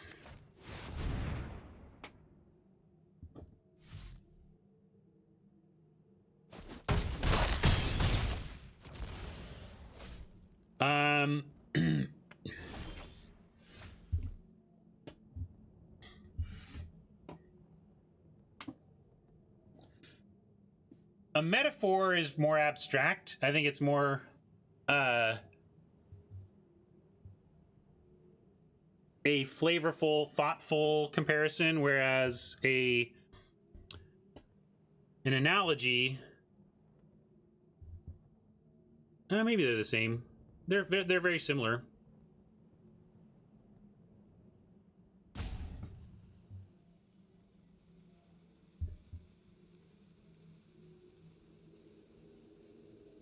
Yeah, that's what I was trying to get at, double D's, but then I was thinking that was actually simile versus, like, kind of simile versus metaphor.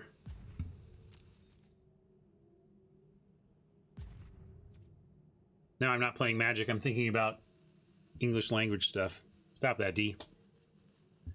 All right, no attacks, and drop a Chimera. We still have untaps with this.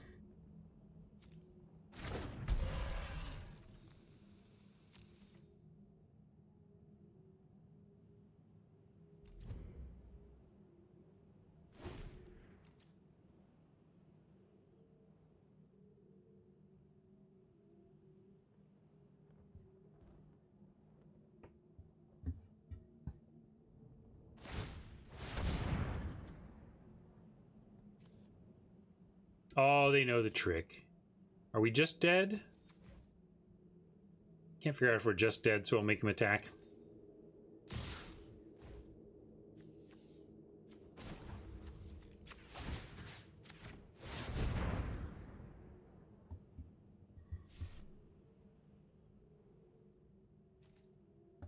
Somebody Google Dionysus how to Google better.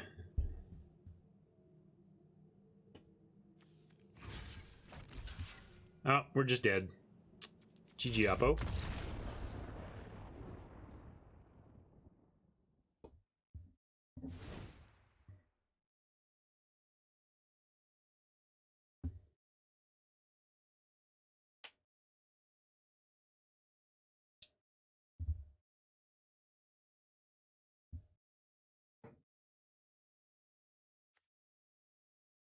We don't have much, again, unless we want to bring in our splash, which I don't really want to do, so we are running it back and hoping the aggro gets there. Oppo doesn't have like a bomb-heavy deck, but it's a very good deck. I'm impressed with Oppo's deck and would happily run it. Is it better than ours? Maybe it's better than ours. Ours has some really crappy low end, I think our top end looks like it could go toe-to-toe with Oppo, but we ended up with some really marginal playables after switching gears mid-draft. Such as Towering Wave Mystic, but we're going to keep it. Start on the Lost Pride.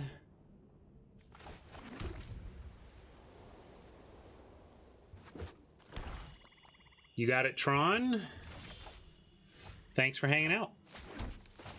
Being part of our awesome chat. We're going to try to get Hippocamp triggered by the Omen. We'll see. Maybe Oppo has a slow draw and just didn't find a 2. Be nice if we could get in with the Leonin once before trading it off somewhere. All right, that's slowish in the sense that we can at least continue to apply pressure while they do some wheel spinning.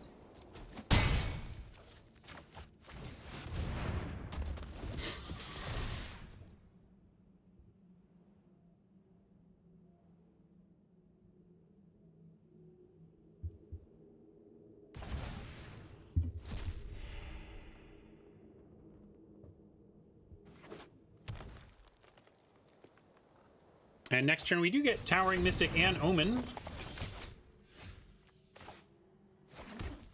Sadly, no attack with the Leonin. I'm going to attack with the Hippocamp anyway. We're not going to block with it, and it's a free attack. They're of course going to block because we didn't send in the Pride, but you know, we're not blocking, so I'm attacking.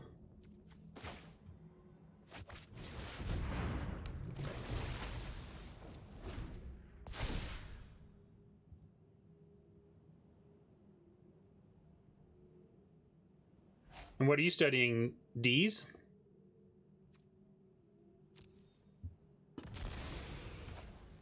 What are they going to get back with that? Glad to see that in the yard. Hopefully they don't have stuff to return a liar. Even though they are going to return their sweet life linker. You sure can. Well, I can click the button. We'll see if we get it. Science.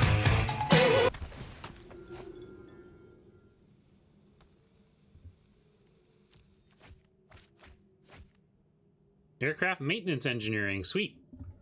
You gonna come to Seattle and work for Boeing? Or are you already here?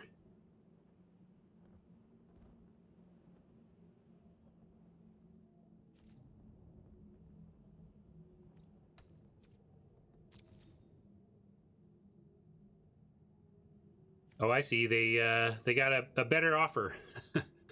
Understandable. Well, let's find some answers to Renata. Where's our revoke existence? I wants it. Blessing is okay, but this just well, maybe blessing is okay for right now. I'm going to use blessing, and we'll use it to power through an attack here.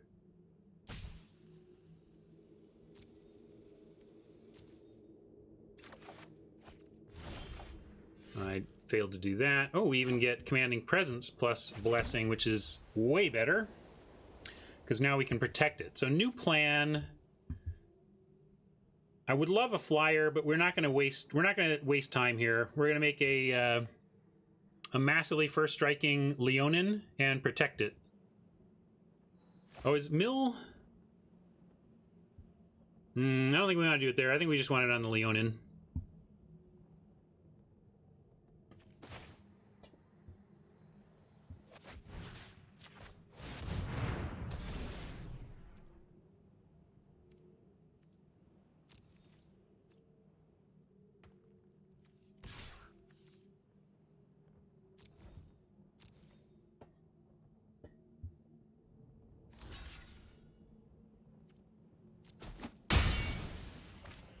Nice thing is if they try to deal with our Leonin, we get to save it with the Blessing, and since it's a spell on Oppo's turn, we actually draw a card with Wave Break. So I hope they spend their turn trying to deal with the Leonin, because if so, it's going to go quite well for us. Although my greatest hope is that they just don't have anything for the Leonin at all, and it just goes the distance with without even having to use the blessing.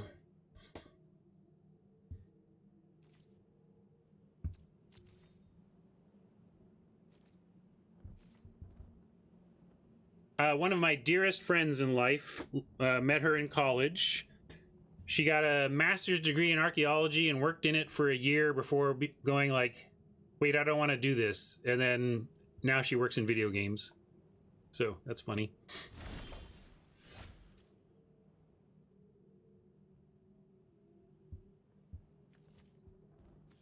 All right, we'll put the labyrinth out now. Ichthy is perfect. It's an answer to Renata.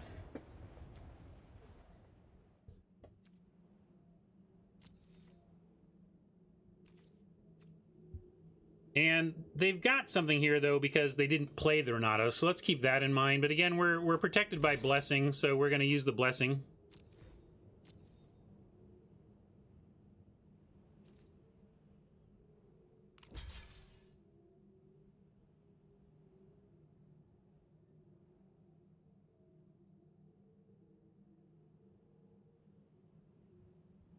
No, no, I want to save the blessing for. They got something. They're up to something, and I really want to use the blessing to save the Leonin and not to save the wave break. I don't know what they're up to, so I'm playing it super careful here.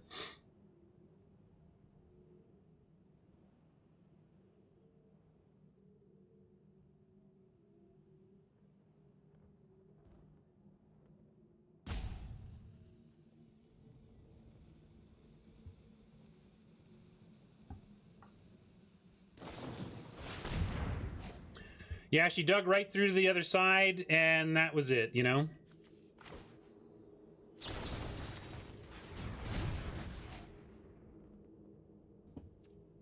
Yeah, combat trick, we could use the maze, but in this case had to use the blessing.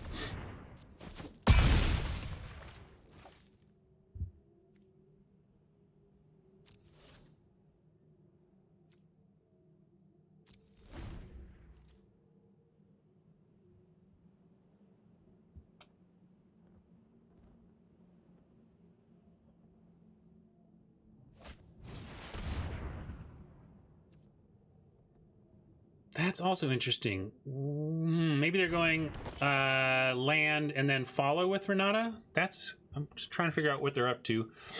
Not playing Renata. Maybe they're afraid of counter magic from us. Could be. We got these pauses and stuff, but so far they're making some. Oh, is this going to give them a bunch of zombies? Let's see. What do they got? This is looking for enchantments, and they have 1, 2. Although they have to eat them, right? So at least that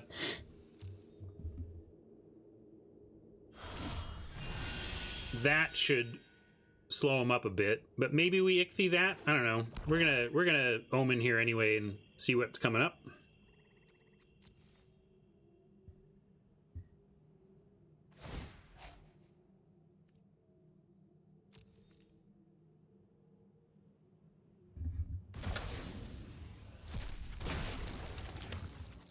Sometimes I've had it, yeah, sometimes the auto pass passes on me when I have stuff to do, so I was just being a little bit careful there.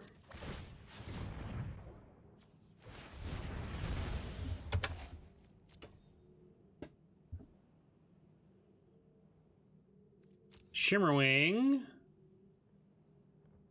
doesn't actually, like, generate a crap ton of value, but with the Omen it starts to, and actually just even being able to move the presence around is nice, so we will keep them and keep them in this order.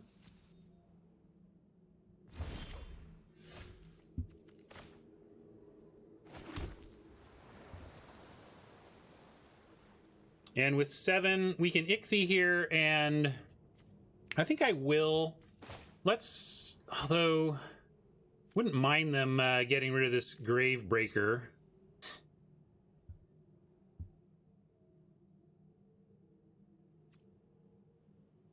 Yeah, we can use Maze. All right, that's fair. We'll swing first. Certainly we're swinging first. And we almost might even want to send the Hippo, but it's going to draw a card off the Omen, so we'll wait. on that as well. Not gonna send the towering, just Leonin, just Leonin.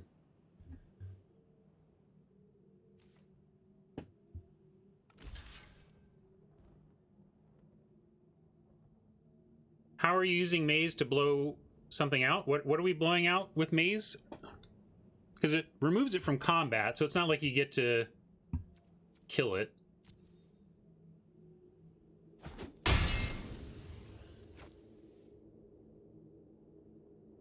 Oh, sure. Okay, next. So if they're just using this to chump, maybe we do wait. I'm going to wait. We'll save Icky.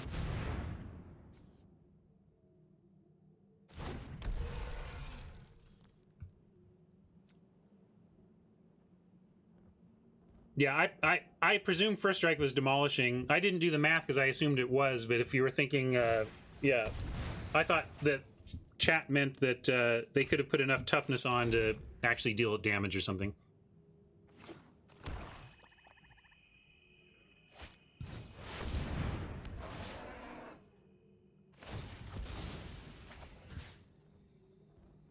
Oof. We knew they had those. We knew they had those. Too bad. But we still get some cool tricks coming up, and I think we want to just get rid of their Grave Breaker, and then they can't get any more creatures off of this. For now.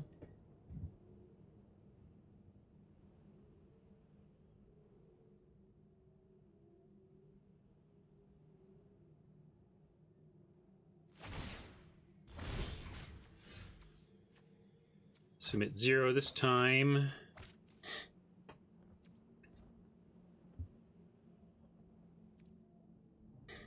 Well, kind of makes me want to ichthy this because we need to get on with it and get in through the air and get them from 18 to 0 before this kind of takes over. So it's like, because we could wait, we could say, okay, we're going to save this for here. And then, yeah, that works, but then what are we doing? We're not getting through, like, ever. So I think we just have to do this. Yeah, we got to start attacking in the air. And also, if needed, we can bounce it back. I forgot that part. Yeah, we can pick it up afterwards, as Niz remembered. Magic's hard. I forget so much stuff every turn, it feels like.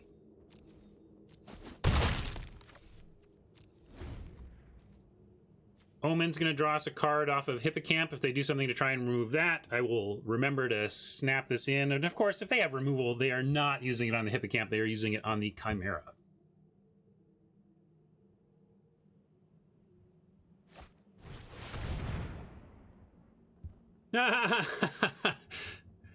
Well, that's funny. They can't use this on Chimera, so they will be using this on Hippocamp, but I'll wait till they target, and then I promise I'll remember to play the Omen.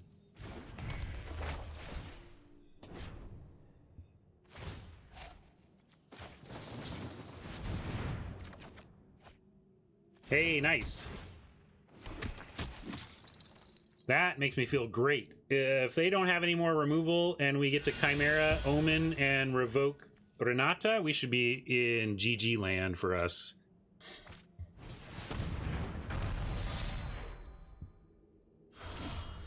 I don't even know what unsanctioned is.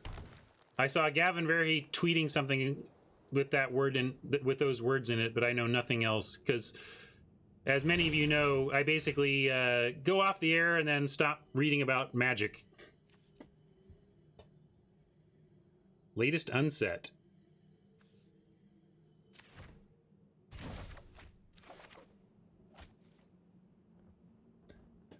Well, we can also let Renata become 4 power and use Triumphant Surge.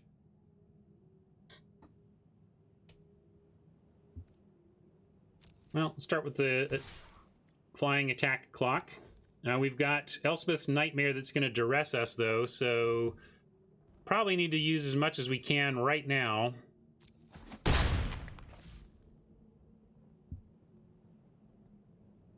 And I'm going to revoke... I guess I gotta revoke this if we wanted to keep the Surge. All we're doing by revoking the Nightmare is keeping the Surge, right? We basically use, if we use revoke here, we're just waiting to use Surge here. And I don't really, that seems like fancy play. I think we just revoke Renata and let him have the Surge, and Omen and Chimera are away.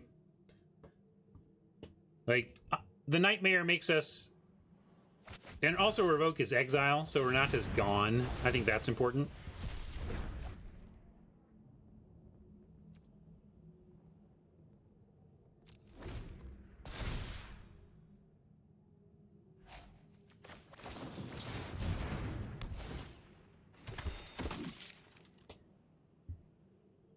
Right, that's the thing. Revoking Nightmare felt like spinning wheels for non-exile at 4 mana. Like, do you want to spend 2 mana in exile or 4 mana and not exile and let something get big before that even happens, you know?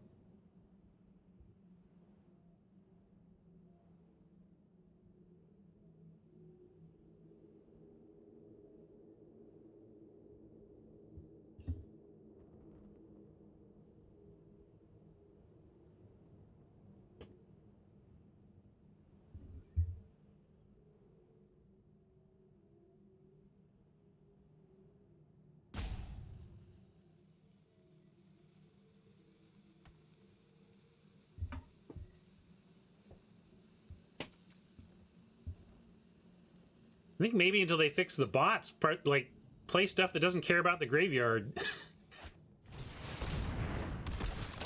Oh man, they have... Was that another one?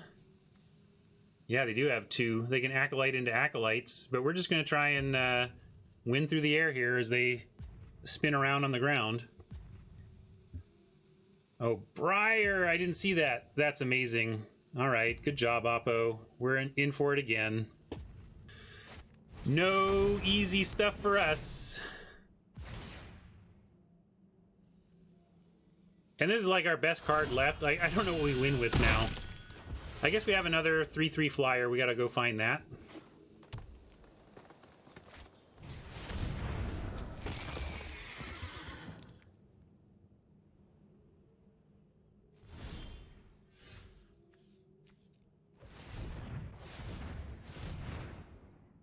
We do have a double blue. And we can't... I'm going to go ahead and use our Maze mana in case we find some of our doubles here.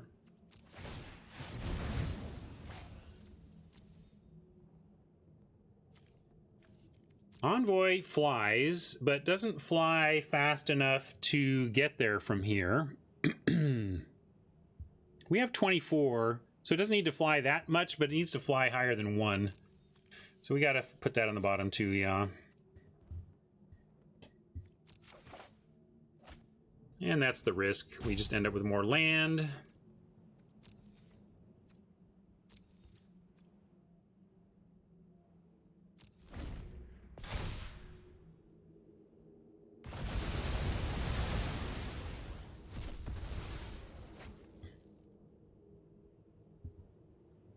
Really, our top path to victory right now is the Chimera. And we don't have the card draw enchantment out yet, right? So we could do the Chimera and the card draw enchantment. That would be our dream.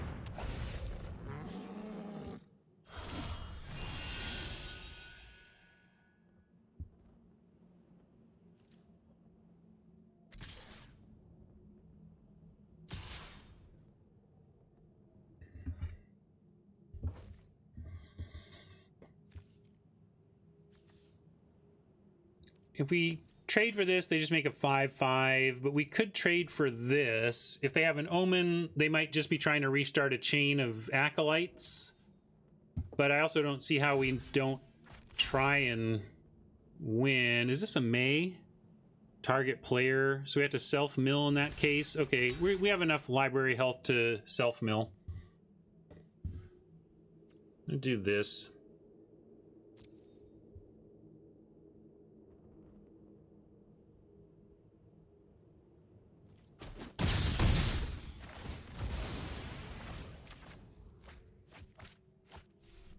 Ouch, that was one of our plan cards. but we're closer to the Chimera now.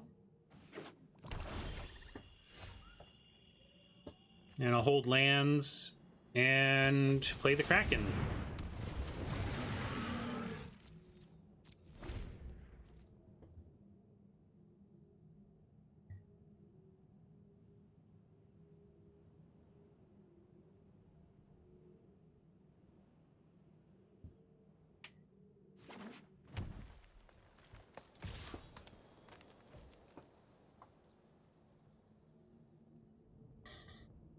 I think they just want to rebuy. I'm going to let them do that. We still have our 4-power killer in the deck, I think, right? Or do we already use it? I'm getting confused which game is... No, we lost it to the duress. That's right. I didn't remember killing a 4-power thing. That's why I thought we still had it, but we got it nightmared. Speaking of nightmares... More land. We do have... I said I was going to keep land for shoal activations. I still have the one, though, but we also want to activate Labyrinth every turn, so our land is being taxed pretty heavily here.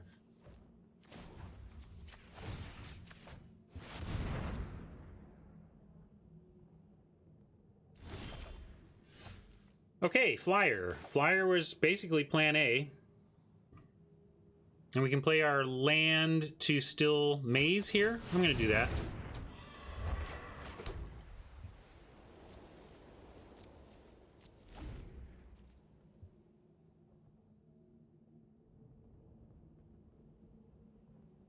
I'm for it, Mensch, as I sit here 45 minutes past my finish time, knowing that if I win, I have at least one more match to go, is like, I do think that best of 3 takes too long. But I do not want them to make a change unless it is economically the same, you know, or better.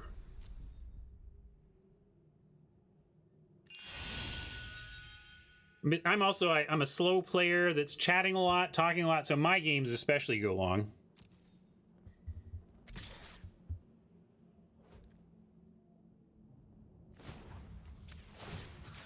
I should be forced to play aggro every time just so that my games might be shorter.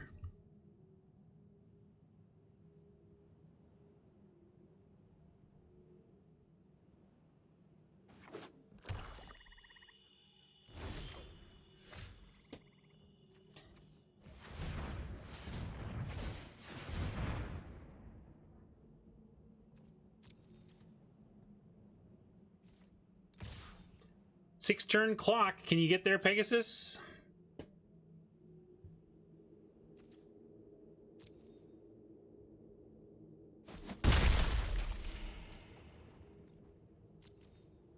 Yeah, I have not been playing. You know, I've in Best of 1, I find myself playing limited a lot on the accounts that I'm managing that aren't our main free-to-play here. But I've been playing less limited on them since Theros launched, because when I'm going about my day after I'm off stream, I rarely have the hour that I feel like I need to commit to a match. So, which is funny, given that this is coming from a guy who used to talk about how I didn't have the 3.5 hours I needed to set aside for a Magic Online draft. And I was happy when leagues got us back down to an hour.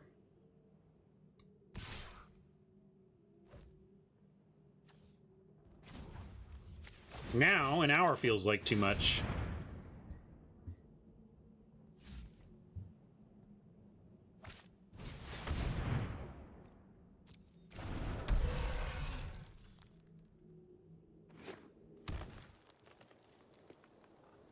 How about some action, deck? Just something, a little action? Little action? Little action, please? All right. I will call that action. You can get to change out this island.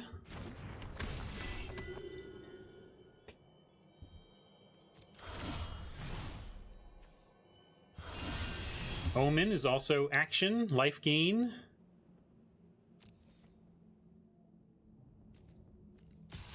I'm not going to Vigilant Lifelink this time because I do want the maze up. That's going to be worth more to us than 2 points of life.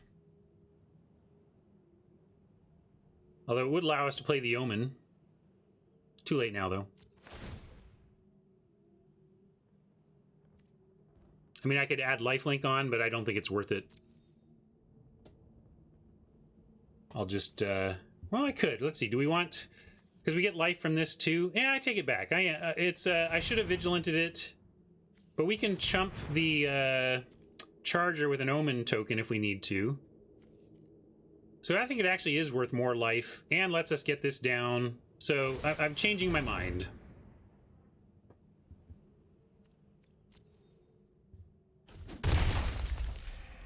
Yeah, we could save the omen to draw land and loot, but I don't want to obsess about that either. I'm just going to play out my stuff.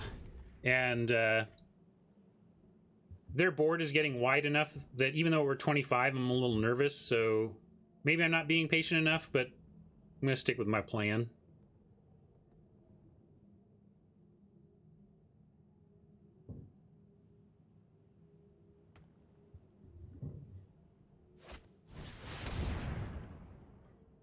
Berserker. At least it's not another bleepin' bleeper.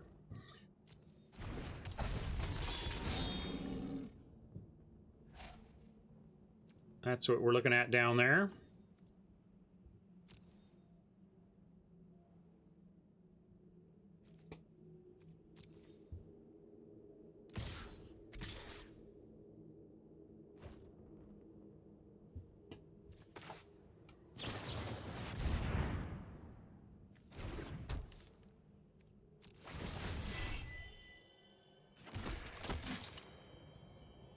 I'm going to decline to mill self. I mean, this is a loot, but we don't have a card, so it's a mill, and self-milling isn't good for us here.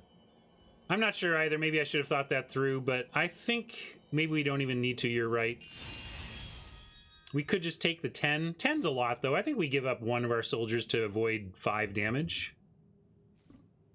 And we could make him chew up some graveyard if we wanted to pile on. But that doesn't seem necessary either. We'll just...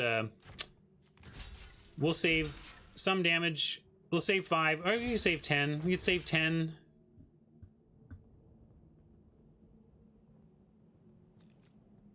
We can save that 10 later. I'm just going to do this. I'm not going to take 10, but I don't need to save 10. Save 5. Why? My magic brain experience says so. I don't know exactly why, though. 5, 6, 7, 8, 9, 8, 7, 6. Still leaves us with the 5 total mana needed. Labyrinth plus 4 others to do Labyrinth. So we can go ahead and link it up here. See you, Oil Can. Thanks for hanging.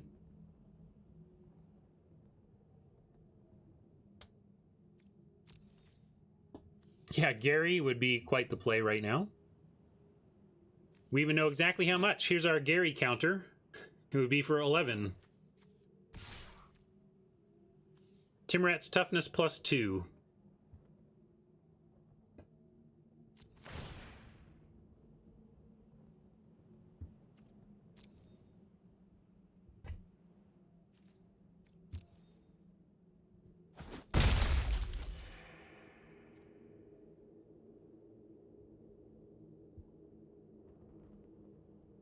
Seven plus 2? Wouldn't it be just 9 plus 2? I'm just assuming it's Timrat's toughness plus 2, right? I'm not wrong about that, right? Timrat is a 2-0.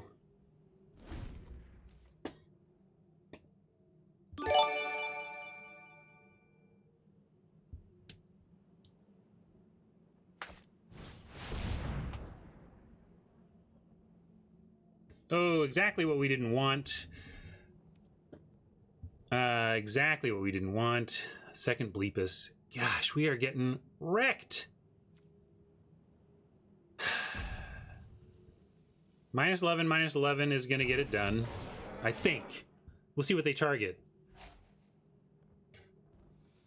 Yeah, black is pretty hard to play against. They just seem to have bottomless removal.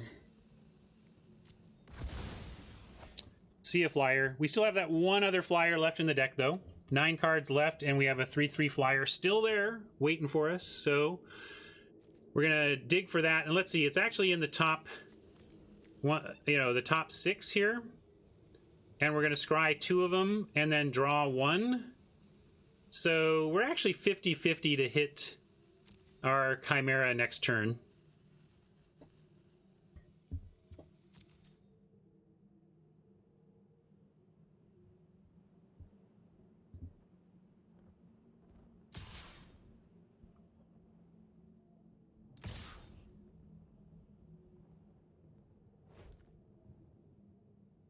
Is it better than 50-50? Why?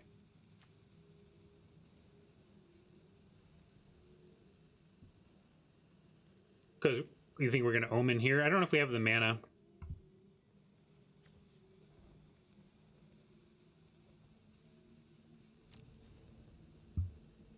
Yeah, we're going to eat the Berserker, just figuring shit out here. Or figuring stuff out. Alright, so we do that. Yeah, maybe we do Omen on draw step, and then I'll check the mana. We got to make sure we have the mana to do everything we want. I don't know. I've never called this a family show. I've called this a PG-13 show, which gets an occasional S-bomb, right? If we're going on U.S. broadcasting standards.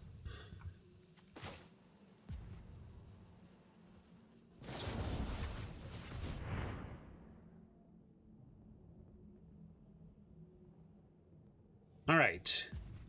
And we're going to put the Chimera first and the Envoy second. Still a flyer, so we'll keep them.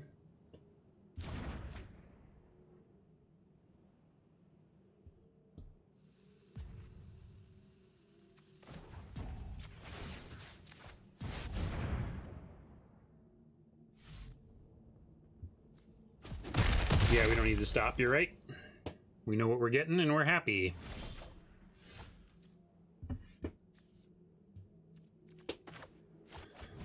Once again, into the air breach.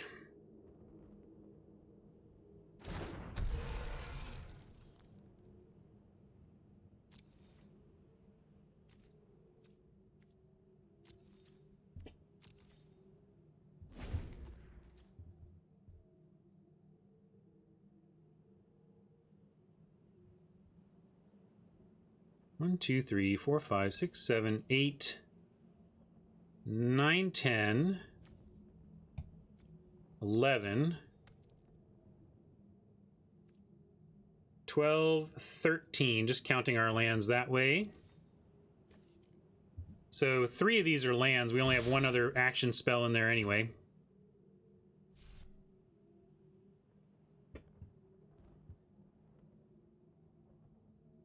This is like the last action with this plus 1 other thing. So we're going to just draw this naturally, and then we'll scry away some of the lands left to try to find our final piece of action. I guess technically Transcendent Envoy is a piece of action at the bottom that will not be at the bottom once we scry. I think... Let's see if we can find the goal. There's our goal.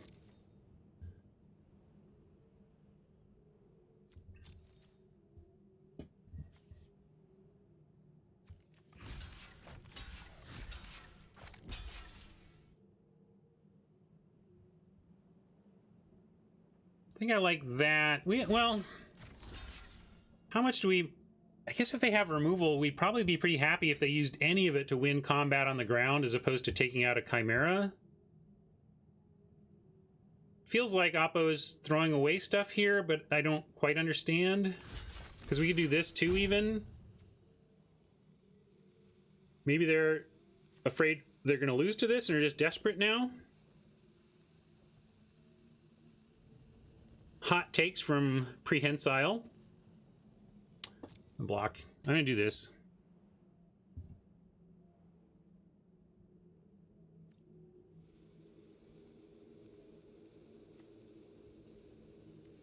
Ah, stop it.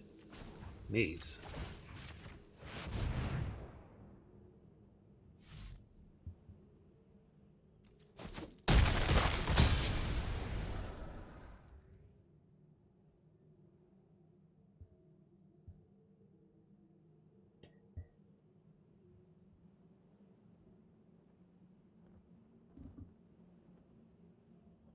like a Black Omen? You think they just want to get some stuff back? Get their Bleepus back? That's fair. Then maybe we should not kill the Bleepus. That's totally fair.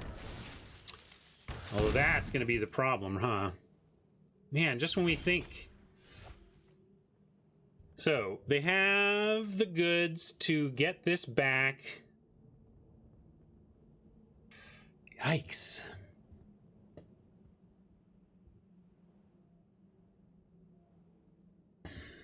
Five. You know what? I'm doing this now. Let's see. Wait. 1, 2, 3, 4, 5, 6. No, never mind. I can't do it all. Hey, Amazonian. Thank you, Amy. Welcome, Amy's Raiders. We're trying desperately to win this game, and our best avenue to it is with the various flyers that we've had, but Oppo has bottomless removal and keeps removing our flyers, and now we have this spider that's causing us stress. Yeah, let's drop the envoy. We need to do that much at the very least, right? So I don't know if we can win fast enough that way, but I think it's the only thing to do. We're going to decline this action.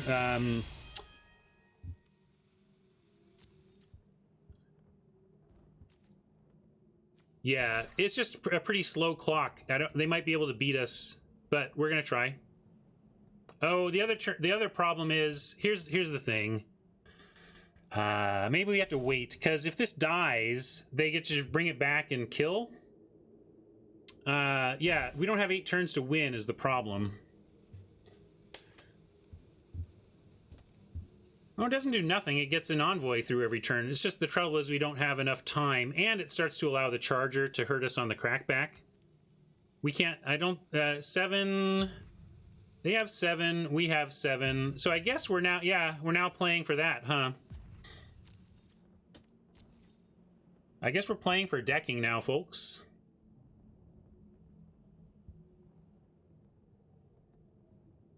Steven has the right idea here.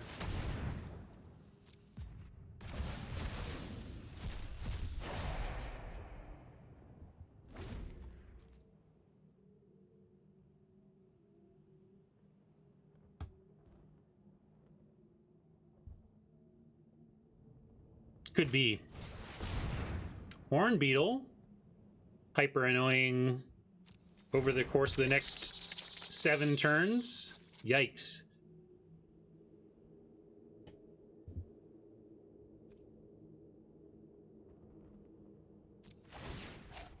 Yeah, let's see what they do. I don't think they're gonna give us fodder for... Well, maybe they will. Maybe they will.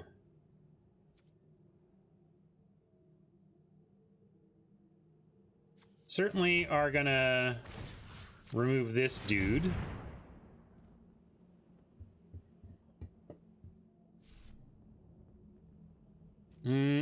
We can't just go trading away our creatures willy-nilly or we're going to lose on the go wide from Oppo. But we should kill the Chimera, and the trouble is it's a trade, and we got to figure out what we're trading. Glory Bearers or 2 soldiers. And probably need to trade 2 soldiers.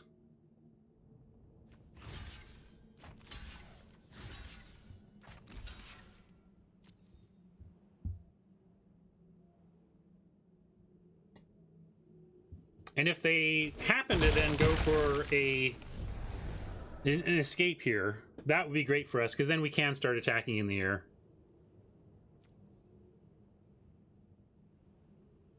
I don't think they're going to.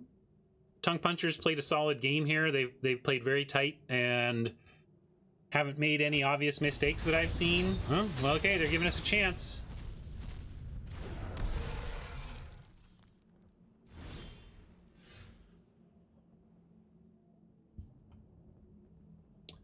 Nearly Dead is not totally dead. And we're going to scry here. I wish I remembered what we had left in the deck.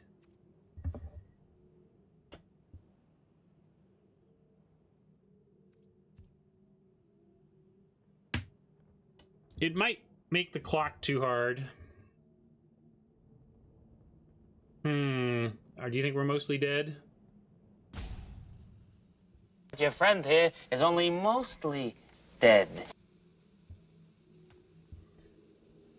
If we 5, 6, 7, 8, 9, we need 5 of it. So if we scry, we only have 1 left over anyway, so I'm just gonna draw.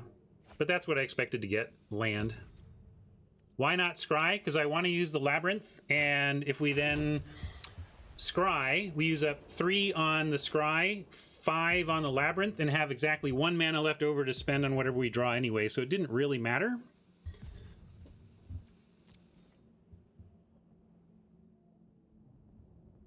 With 24, only 3 blockers, we are going to send the Chimera, though. They can't bring it back right now, right? They've only got 4. Oh, no, this does work. It is 4 others, so we still can't. Cancel attacks, never mind.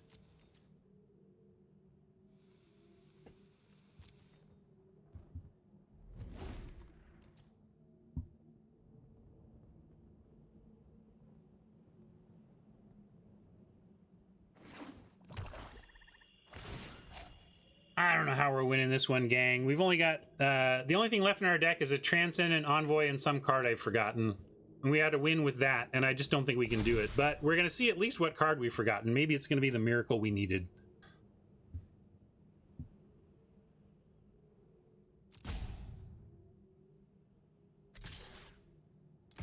Justin, come on. Scoop.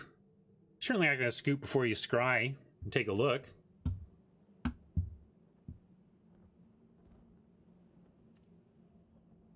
I need all of our dudes right now, I think, though, so we're gonna take 5 and remove 1 from combat. Yeah, I mean, we could trade it again, but I'm gonna take it. I want to see what our last card is.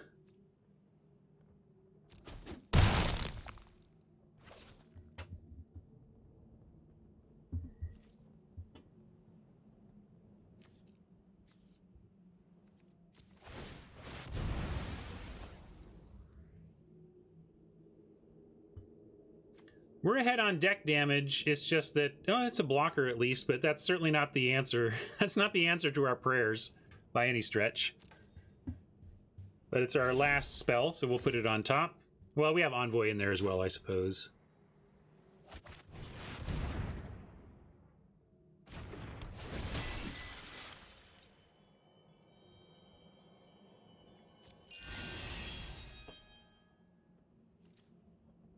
They got 5 cards to our 5 cards, but they draw first, so we need to survive for 5 more attacks.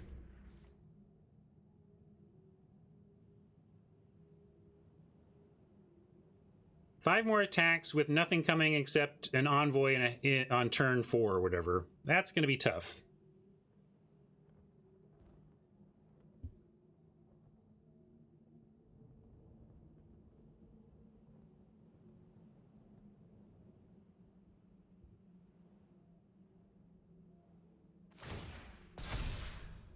One of the problems is this beetle getting huge. Yeah, and they're going to be drawing spells over the next handful of turns, right? So this is going to be tough to win. I don't think we have the tools to get there. Again, making me think that the play here is actually to try and trade with the Chimera, get them to use their yard, and actually start attacking with the Chimera in the air. But yeah, maybe we take the trade out on the beetle now, huh? We can go here, here on beetle, and bearers on the Chimera.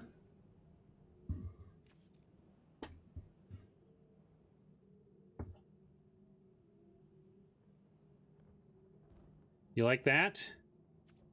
We could swap these. I don't think it makes too much of a difference. I think we'd rather have the 5 toughness, so...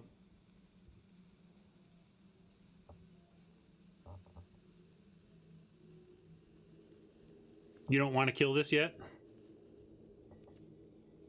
But then what are we doing?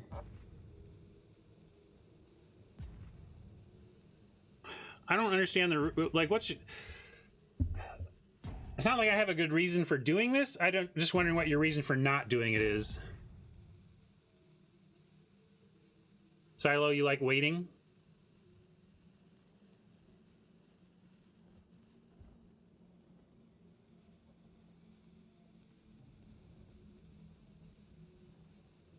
Well, we're killing the beetle. The question is, are we blocking the chimera with the bearers? Yeah, it is holding back some other stuff. Okay, I'll wait. That's a good reason. Like I said, I just wanted a reason. Like, why are we doing it this way and not the other way? And that was a good reason.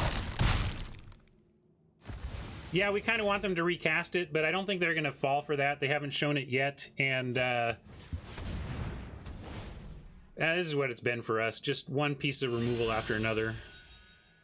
This deck needed to win in the first handful of turns, and instead, I think that's just GG. We can scoop it up now. We can't whittle away our blockers, and we only have one more spell to draw, so much sadness. You can make it? Silo says we can make it? How? All right, I'll try. Sure. I don't think we can do it with no draws, but we'll try.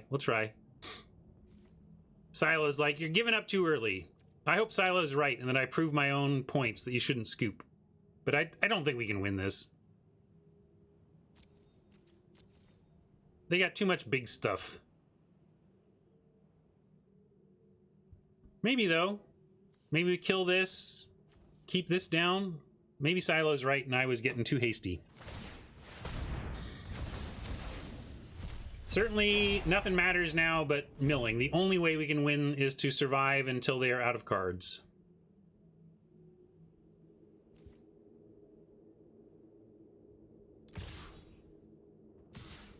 We brought that in out of the sideboard once. That's it. And that was in the last match. And it didn't feel right, so I stopped doing it.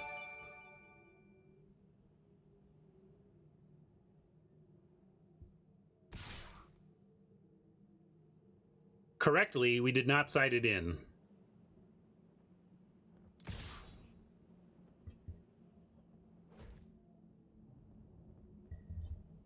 They have a ton of Timmy damage. What do you mean by that?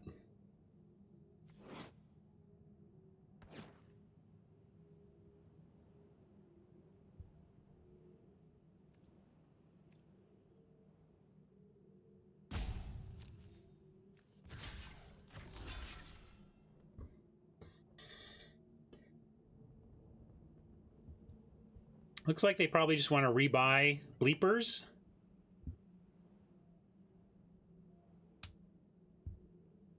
I mean, we can take the safe trades. I just figure they're trying to rebuy the bleepus here, is what I figure. I won't forget the land. I'm just deciding also whether we're chumping with Envoy, and the answer is no.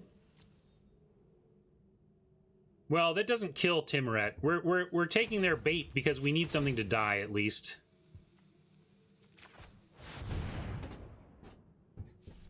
Yeah, we're playing like this is just a bad attack on their part with the bleepus, and that they're just desperately trying to get us dead, and they're not going to recur it, and this is going to be fine.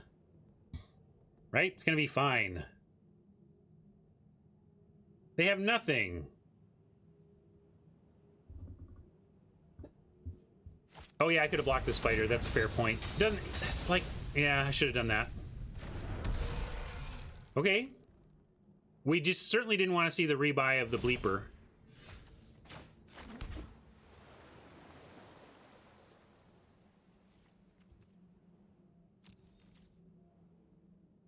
How does pairing work on Arena? In best of 3, it looks to pair people on record only, your current record in that event. In best of 1, it looks at records, but then tries to match you with someone not only of a similar record, but also of a similar rank. But it looks at record first now.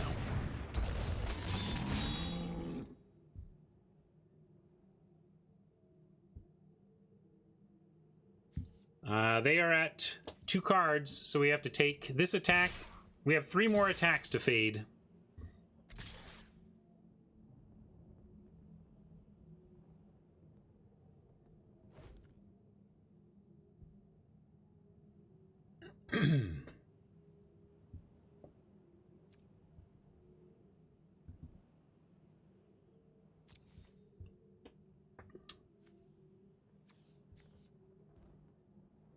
Yeah, we're gonna chump 6. We're gonna bounce Timmy, and we are going to remove this. Doesn't really matter this or this. We're gonna chump / remove one of these and basically stop this 11 one way or another. Yeah, it's the same.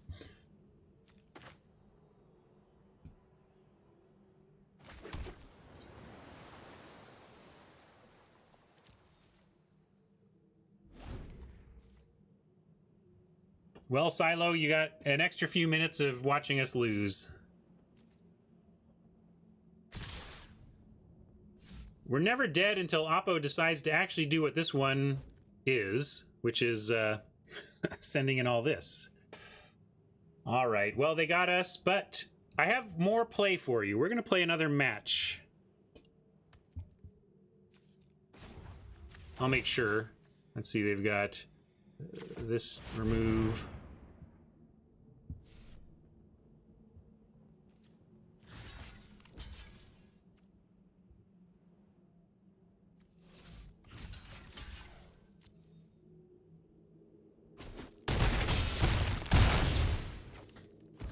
We're going to 2, but they attack us dead with an empty library.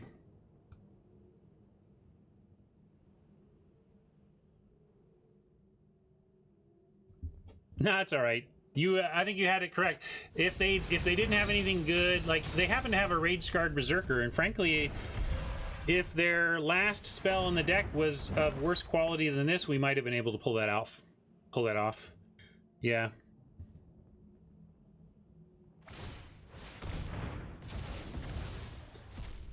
All right, GG. But I have on my other account, I have a game sitting on 4-1, I think, and we'll play that one too. So let's jump in and finish that one up. I'm going to say goodbye to YouTubers though.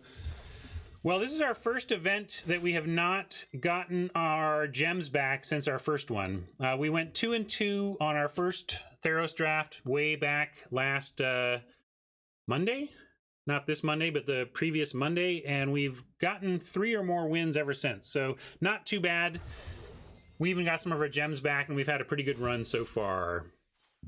So still pretty happy with how we've started out in the format. I'm going to go into Soapbox view for a second. Say thank you to YouTube folks for hanging out. We'll see you later. Thank you.